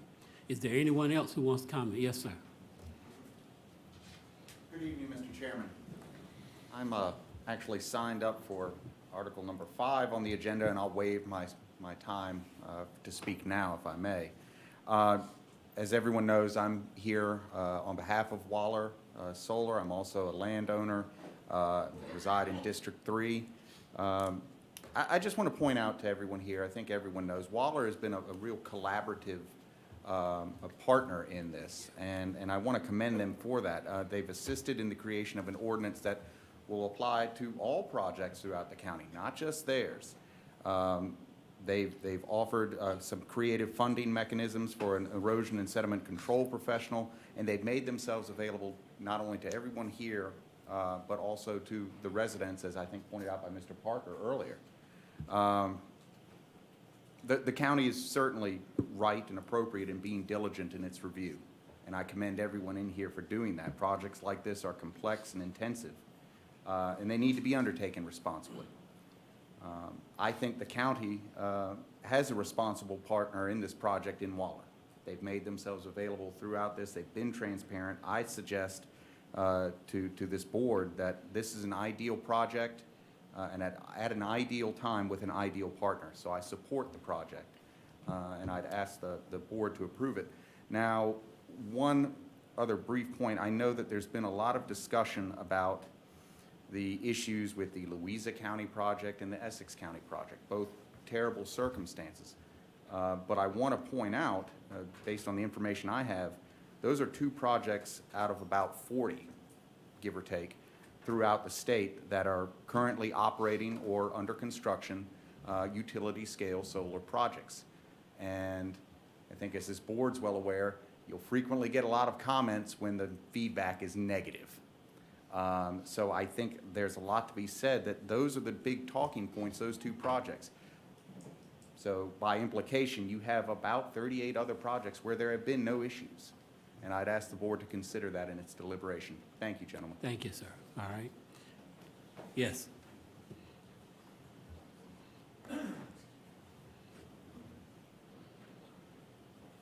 And ma'am, I think you want to speak. You next. Right? You want to speak? All right, you next then. Okay. Hi, I'm Danny Akers, also chief of the Upper Lancaster Fire Department. I don't have a vote in this. I live in Northumberland County, but I am a chief of the fire department. I know last hearing or whatever, I was not here, but it came up about fire and water supply and so forth. He got in contact with me. Still need to talk to you about it. I've got some questions and so forth. But they did come to us and offer us some help to help with water supply. Reading this, it needs a little adjustment, but we're good with it. At least they did try or trying to make it safe for Lancaster County. Don't have much else to say. Like I said, I don't have a vote in this because I'm in Northumberland County, but I am the chief of Upper Lancaster. And as far as the fire goes, they are trying to do what they can to prevent us to having water issues. And that was my concern when this first came about. And I told them from the beginning, I said, you know, I got people that are doing the solar panels, but I'm also the chief of the fire department, and I'm going to do what I think is the best for up the end of the county when it comes to fire. Can't say anything but rescue because I'm not there. But thank y'all. Thank you, sir. All right. Ma'am?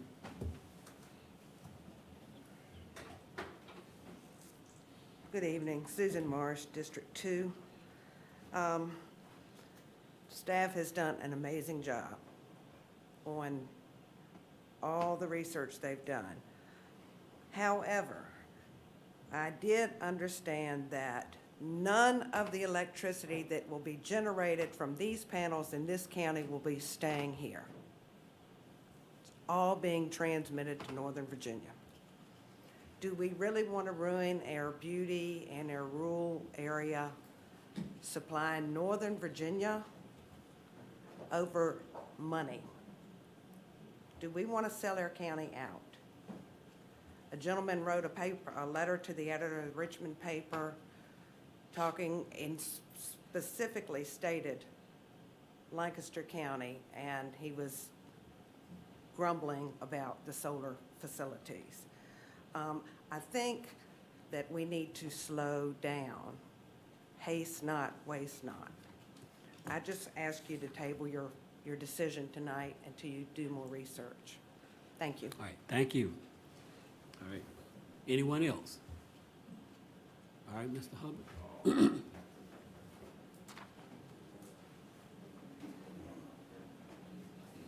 evening, gentlemen. Good evening. How are y'all? First off, I want to thank all of y'all for the diligent effort you have put forth to, and Mr. Barnes in putting together our solar ordinances and all that. As you know, we have one almost ready to go, throw the switch on. Hopefully in a couple weeks, we'll be able to invite y'all down and see one in action. I am here in support of open roads and the Waller project. And I too, like Mr. Conway, sat on that side of that bar. And I applaud y'all for what you're doing. However, again, thinking from the aspect of the people and the fiduciary responsibilities y'all have, and not only we're looking at a new school, things like this, I'm looking at the $18 million, thinking, where can that go? It is a win-win situation with this. When I was on the board, we were looking for industrial to come in here smokeless. This is as smokeless as you can get. So in turn, I'm offering my support, and I'm asking y'all to please consider passing this, this tonight. So, thank you. All right, thank you, Ms. Hubbard. Take care. Okay. Anyone else from the audience? Yes, ma'am. Ms. Cockrell, okay. Good evening. Good evening. I know I was here last month, and That's I'm all going to right. be quick because I'm not going to repeat all of the stuff, but I have been listening. And my name is Jamie Cockrell, and I live in Muskemon, and I just want to comment on some of the comments. First of all, I just want to acknowledge that there's a lot more people against this than came here tonight because all of the letters in the paper for the last 2 months have been mostly against it. 2 of them were in favor, were from the developer himself, and a couple of other people were also in favor in the paper. The other thing is when he talks about bringing in a third party, that's his third party. If he's going to bring in a list of people to choose from as inspectors, it's his inspectors. So just keep that in mind. And then I don't think we should be comparing apples to oranges. It should be apples to apples. So comparing Lancaster to Essex and Louisa is exactly what you should be doing because that's also wetlands areas. And those other 38 or whatever locations might not be. So when you're compare apples to apples. Also, the land between the streams, I will re-emphasize this, I cannot say it enough times, that is part of the ecosystem. It is soft land, it is wet land, it is not necessarily a stream, but it's a habitat, it's food sources. Also, if you take 18 million and you divide it by 40, it's 450,000. Just so people don't think 18 million, yay. It's 450,000. And then I don't think we should be sacrificing our clean water for clean energy. We can make them both happen. Thank you. Anyone else? Yes, sir. Just a minute, sir. He's coming. You can come after him. All right, thanks. Good evening, Yes, Board. hey, Pastor I'm Pastor Peyton Waller, New St. John's Baptist Church, and I come in favor of the Waller project, not because I'm Waller, but I'm in favor of it because I think it will bring a benefit to this community and to this county. And whether you know it or not, like I think one time during the process, I've been here too for this process, and you got a list of all the pastors in the area who will afford this project, and it's just about all the pastors in the area that I got a list with that I don't talk to. So that's them and their congregation. So we want to know that there's more people that's for it than it is against it. All right, thank you, Pastor Waller. All right.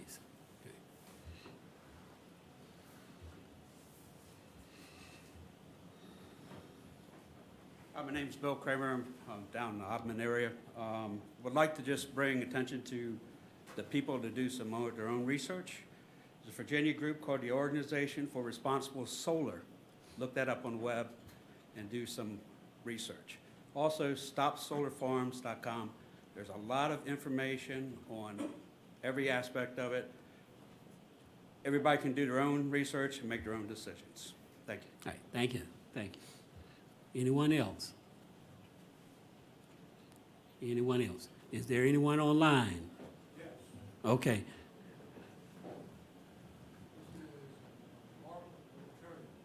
Mark? Mark, go ahead and speak. Good evening. My name is Mark Paterni. My wife and I have owned land in Lancaster for the last 17 years, but we reside in Raleigh, North Carolina. I apologize for not being there in person, but I only learned of the hearing yesterday. I ask you to table these proposals, but I do not think the conditions attached to the special exceptions, and I do not think the siting agreement are adequate.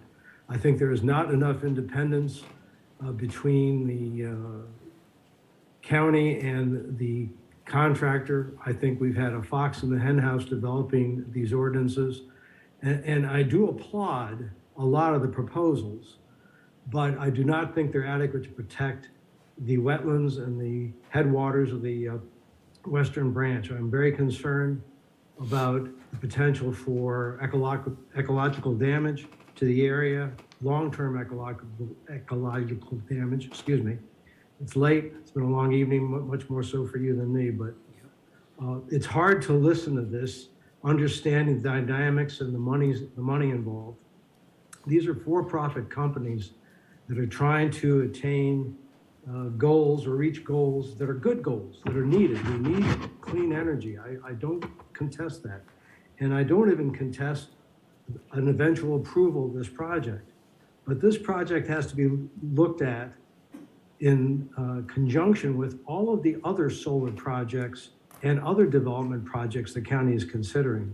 This is not about 2,700 acres being set aside to build 1,000 acres of solar panels. This is also the Mary Point project, which is another 2,000 acres of land. And between these two alone, not even including all the other smaller solar projects, you are surrounding the headwaters and all the wetlands that feed the western branch of the Cortoman River, which feeds the Rappahannock, which goes into the Chesapeake Bay. I'm running out of time. Thank you for the notice. I oppose this as proposed. I hope you will table it and study it and look carefully at the mistakes made. This industry is moving forward on a trial and error basis. I do not believe Lancaster County should be on the error side of that equation. Please table this for study before you approve it. Approve it when you have sufficient funds to support long-term control by the county and remediation of problems as they're identified. Thank you. Thank you. Thank you, sir. Anyone else online?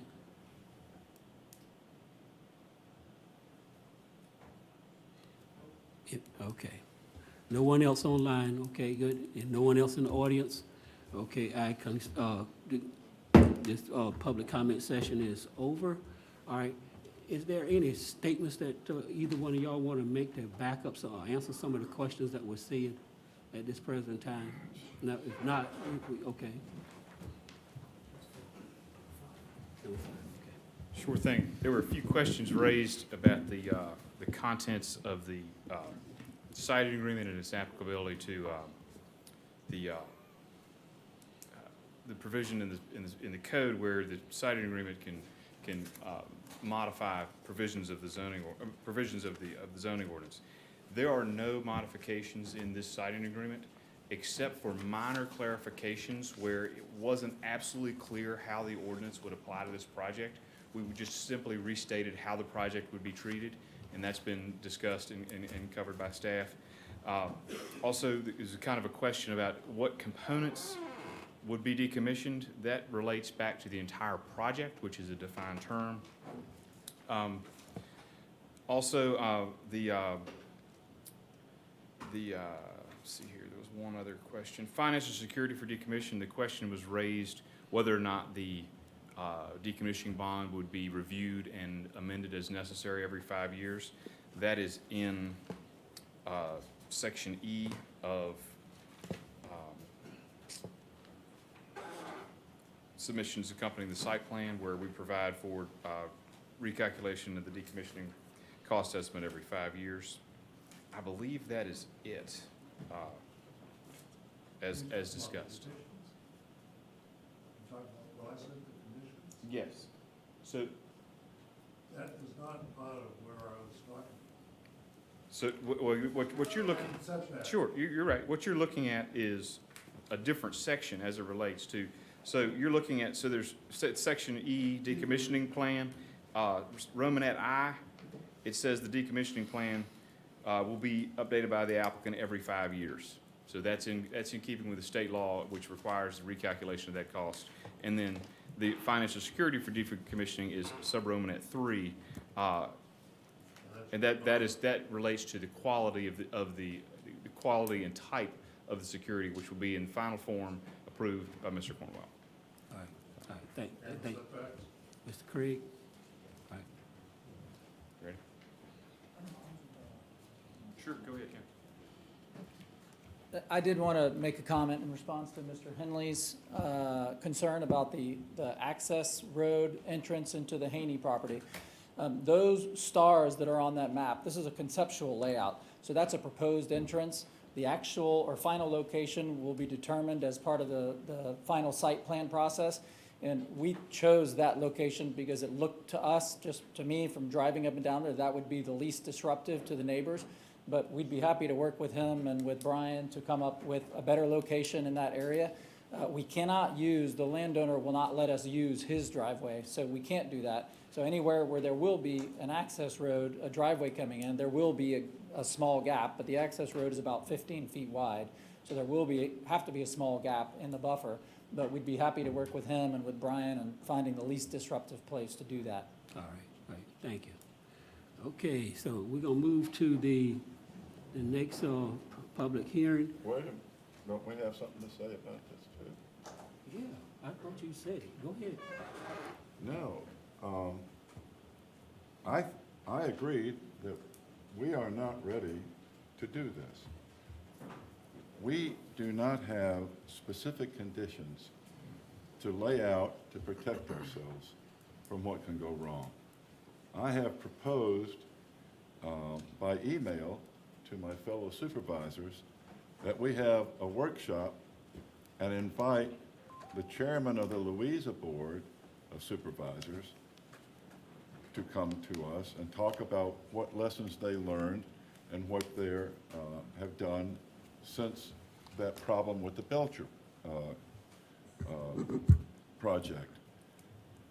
He's not anti-solar, but they have learned lessons from what happened at that project, and he can help us with that. I particularly like the commission that they've formed. But anyhow, I want to get, his name is Bob Babiak. He's the chairman of the Louisa Board of Supervisors. I want to get someone from if they'll come, from the Board of Supervisors at Essex County and talk about what happened there. I want to have our Chief of Emergency Services talk about the problems in Essex when the procedures that were set out as a condition for them to get to a fire were not followed. I want us to learn every single lesson we can learn. I believe we're going to have solar in Lancaster County.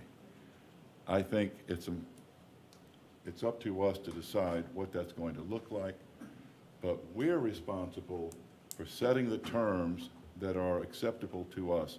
And we ought to have an open discussion about that and learn from anybody we can learn about how we protect ourselves.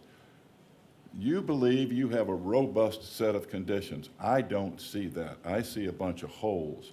And so I have particular things that concern me, but I don't necessarily want to take up everybody's time by listing every one of them.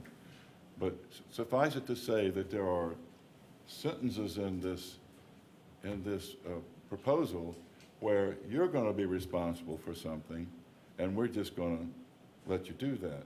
I don't agree with that. I think we can work that out so that we have more oversight responsibility. And I know that's a very general thing I'm saying. What the hell am I talking about? But I'm just saying, I'm not satisfied at all that these conditions are robust. They are not. They're touchy-feely, sounds great, but when the devil is in the details. And so I want us to have a workshop, not devoted to you guys, but devoted to this subject, and bring in the people who have experience with the problems that have happened and how they are going to correct them. So I move that we have a workshop in November where we ask those people to come and any other people that we can think of that would be appropriate for us to hear the other side of the story. That's my motion. We're not finished with public hearing yet. Yes, you are. No, we're not. These are two separate public hearings. This was one. And you Right. heard from the public, and now it's us. Am I wrong? No, you're right. Okay. All right. All right, you heard the motion. I got a question. All right, go ahead. Now, he's asking for a workshop. Yeah. So we're gonna vote on the workshop. That's what we're voting on now, on having the workshop. Before we ever decide on this. Now, then you put that in, you didn't say that. Well, I apologize. Yeah. Because I think if we have to do our due diligence before we pass this or don't pass this. And so, yes, I want us to have a workshop before we vote on this. I want us to table this until we've had a workshop. That's a better way of saying it. Any other comments? All right, you heard the motion. All in favor of the workshop, say aye. Aye. All right, all opposed, say nay. Nay. There we go. All right, good. All right. All right, let's move on to the next one. All right, proposed siting agreement. Let's go on to the next siting agreement, please. Mr. Chairman, Chapter 22, Title 15.2, Article 7.3 of the Code of Virginia allows an applicant in the county to enter into a siting agreement for solar generating facilities to provide community benefits that address capital needs set out in the county's capital improvement plan. Also, the approval of a siting agreement after a public hearing is held on that agreement, which you're getting ready to have now, deems a solar facility to be substantially in accord with the county's comprehensive plan as outlined in the Code of Virginia, Section 15.2, 2316.9C. As was mentioned earlier, the final piece of the siting agreement came together earlier tonight, the voluntary payment part. It was mentioned earlier that the total voluntary payment over 30 years amounts to $4,040,000. That's broken down as $1.5 million in year one, $90,000 per year in years 2 through 23, and $80,000 per year in years 24 through 30. Those voluntary payments obviously will help offset debt service for capital improvement items that are listed in the county's capital improvement plan. Mr. Chairman. Yes. Dr. Westbrook introduced a motion. Yes. For a workshop. Yes. Did we have a motion on the thing that was on the floor here, which is the special exception? We're going to do that itself? after this one. Pardon? We're going to do that after we finish this public hearing. Thank you, I'm Okay. sorry. Yeah. Didn't pick up on that. Yeah. Thank you. All right. Thank you, though. I may have missed it. All right. That's all I All right. have, That's all you Mr. have to Chairman. say. All right. Does anyone have anything to say before I open up the floor to public hearing? All right. Floor now is open to discussion from the public on the proposed siting agreement. Do I hear any comments? Hold on, I got one. Let me look at my list first. I do have some on the list. All right, Mr. Costello. Come on, sir. When do these payments start? First year of operation. First year of operation, which is planned to be when? When? Answer that? Yes. Likely in 2 years. 2 years from. We have about, Mr. Costello, you do it every time. Talk to us. Well, he asked the question. I know, he can talk to us and ask the question. I asked when it started. Yes. And he has the information. Now, Right, quiet. and he can That's on my give, time. he can give the information after you finish. Please follow orders. I'm not taking orders. You were in the military. The point of public comment is to give comments to the Yes. board, not to the public. If you wish to ask questions to the public, then you should take that offline and ask those questions with the public.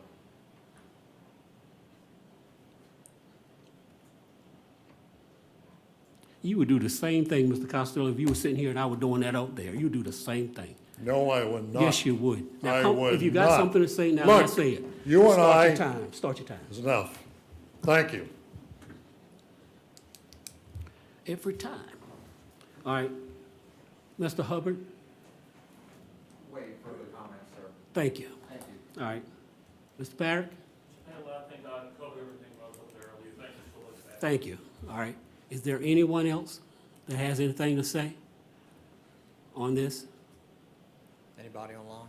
Anybody online? You want to say? Come on up to the speaker if you got something to say. We got to get you on a recording. I said what I said. Thank You you. already know how you're gonna vote. Thank you. Do it. Thank you. All right, anybody online? All right, who is it? Mark? Okay, go ahead and speak, sir. Thank you again. I'll make it brief. Again, I oppose the citing agreement. I oppose particularly the confidentiality section, which keeps an awful lot of information from the public, and I think the public would be better served if more of the financial arrangements between the various companies involved was made public and accessible to the public. I think proprietary, copyright eligible or patent eligible information certainly should remain confidential, but not all of the financial arrangements. I also am concerned about the use of funds derived by the county through this process. I think there should be an honest and open public discussion about the need for those funds to help manage the project, manage erosion control over the life of the project, pollution control, and public safety. Again, I would suggest you table this until there's further study. That's my request. Thank you again for your attention. All right, thank you very much, sir. Thank you for your politeness. All right. Anyone else online? All right, anyone else in the audience? All right, okay, I declare this public hearing now closed. All right, what we're getting ready to do now is go back and vote on the application for special exception for a 131 megawatts utility scale. And also after that, we'll vote on the proposed siting agreement. All right, so before any voting, is there any further comments from the board you want to make or whatever? Let me ask you a question. Yes. Mr. Bond and Mr. Gill, on the final siting plan, we gonna take care of some things on there that need to take care of, things that we think might need to be changed, on the final plan. The final one. It'll be reviewed and approved or sent back for revision. Yeah, Yeah. okay, Yeah. all right. All right. Will the final plan come before the board for another vote, or will that be approved administratively? Usually approved administratively. All right, so any other questions, comments, statements? I will just make a brief comment for sake of time. There's been a lot of comments about rushing. I think we've been working on something dealing with solar since we approved the Hubbard project back in 2018, I believe. This process has been thoroughly vetted through our planning commission. And this board, in my opinion, has done a very good job of developing a robust ordinance that not only does the two fundamental things that was my important thing, protect personal property rights and allow people to do what they want on their own land, but also to make sure those buffers and setbacks were adequate. Over in our neighboring counties like Middlesex, you see the solars right up against the roads because they don't have an ordinance that have extreme setbacks. They don't have in their ordinance to have a 4-buffer planning. Those are things that I demanded to be in this ordinance. They're in the ordinance. They protect the neighboring property owners, but they also protect personal property rights, which I think is a fundamental right and a fundamental thing of this country. And I'm in support of this project. Okay, all right. Okay, therefore then, for special exception permit, I move that the Lancaster Board of Supervisors approve the special exception permit, including conditions for Waller Solar One LLC to construct and operate a utility scale solar energy facility. The special exception permit and conditions comply with the requirements set forth in Article 28 of the Lancaster zoning ordinance. represent good zoning practices, and protect the health, safety, and prosperity and general welfare of the citizens of Lancaster County. You heard the motion. All in favor say aye. Mr. Chairman? I Yes. have one question. All right. There was a discussion about it adding North Carolina to Virginia in section 16A of the condition. Yeah, I had brought that up, so that the professional can be Virginia and North Carolina. Okay, with that, that okay, so modification? with that tweaking, add that tweaking within the motion here, all right, for that to be done, all right? So that's so noted, all right? All right, so you've heard the motion, all right? All those in favor say aye. Aye. All opposed, nay? Nay. All right, 3 ayes, 2 nays, it moved, it passed. All right, for the siting agreement, I move that the Lancaster Board of Supervisors approve the solar facility siting agreement proposed by Wallace Solar One LLC pursuant to Chapter 22, Title 15.2, Article 7.3 of the Code of Virginia, and is doing so deem this project to be substantially in accord with the Lancaster County Comprehensive Plan pursuant to Virginia Code Section 15.2-2232. You heard the motion. All in favor say aye. Aye. All opposed, nay? Nay. 3-2, motion carries. All right, so let's move on. Consideration docket. I move that we approve the consensus Docket. All right? The motion has been made to, I'll wait.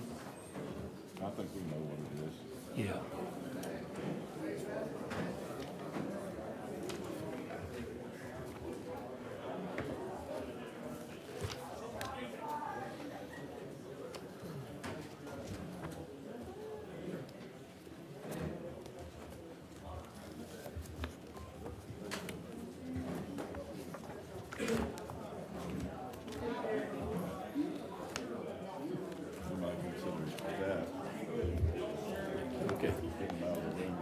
Okay.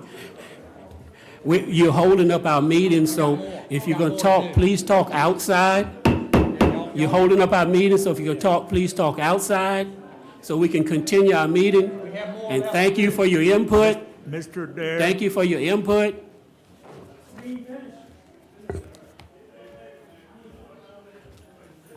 All right, Mr.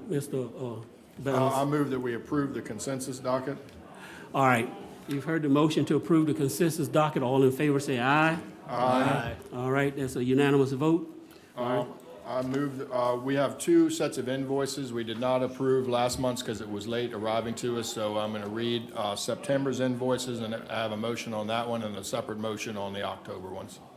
So I move that we approve the September expenditures for 2021 for total invoices of $2,142,637.48, of which total payroll was $333,569.97, for a total of $2,476,207.45, of which loan payments totaled $1,118,560.13, capital improvements $451,560, and total CARES expenditures of $35,034.79.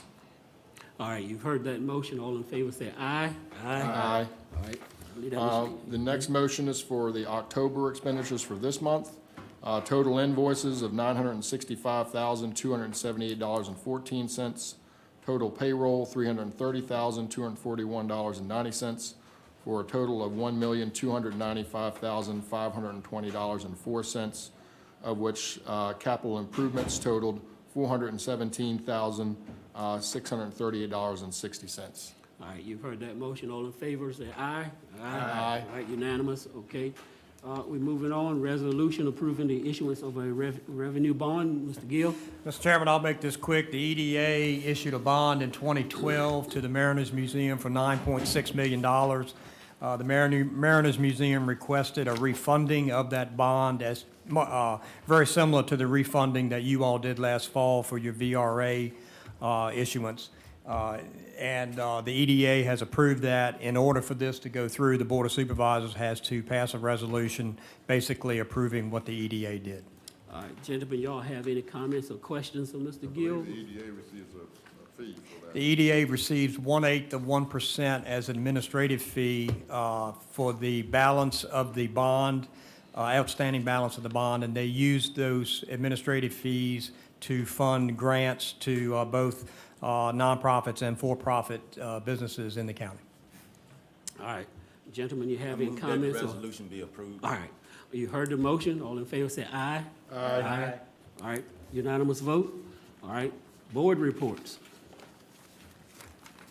Gentlemen, you have any board reports? All right. The board reports on appointments, Mr. Chairman. I'm aware of the fact that Charlotte Silverman is not going to continue or renew a term. So I would ask that the county administrator by email send me some lists of names of people that have come forward and said they'd like to serve in a capacity like that. I know of one right now, and if Okay. I get any others, I'll let you know. Just pass it to me whenever you get a chance. All right. Any other board reports? Okay.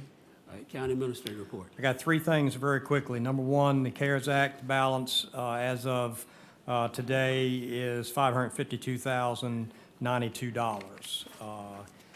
Second thing, I sent an email out sometime this week. Our Emergency Services Department has received the American Heart Association's Lifeline EMS Silver Plus Achievement Award for implementing specific quality improvement measures to treat patients who suffer severe heart attacks. The plus measure was achieved by also meeting quality improvement standards when treating patients suffering from a stroke, chest pain, or cardiac arrest. This is the third time that our EMS staff has received this award, and it just goes to show our EMS folks are a tremendous asset to this county. The last thing that Mr. Gill, yes. On the behalf of the board, draft a letter of thanks for them. Okay. Okay. The last thing that I have, Sheriff McCraney contacted me and said that our current representative to the VSAP board, former Supervisor Wally Beecham, has served on that for many years. He has requested to be replaced. He, served on it long enough. And Sheriff McCraney has offered Jimmy Smith, his lieutenant, as the county's representative on the VSAP board. So if that is amenable to the board, I would ask that you appoint him to the VSAP board. Well, I move. Okay, all right. All right, you've heard the motion to appoint Jimmy Smith to the VSAP board. All in favor of that, say aye. Aye. Aye. That's a unanimous vote. Okay, Jimmy Smith is on the VSAP board. All right, that's all I have, Mr. That's Chairman. it. All right, okay, it's been a long night. So I'm going to adjourn this meeting to November the 17th at 6 p.m. Meeting adjourned.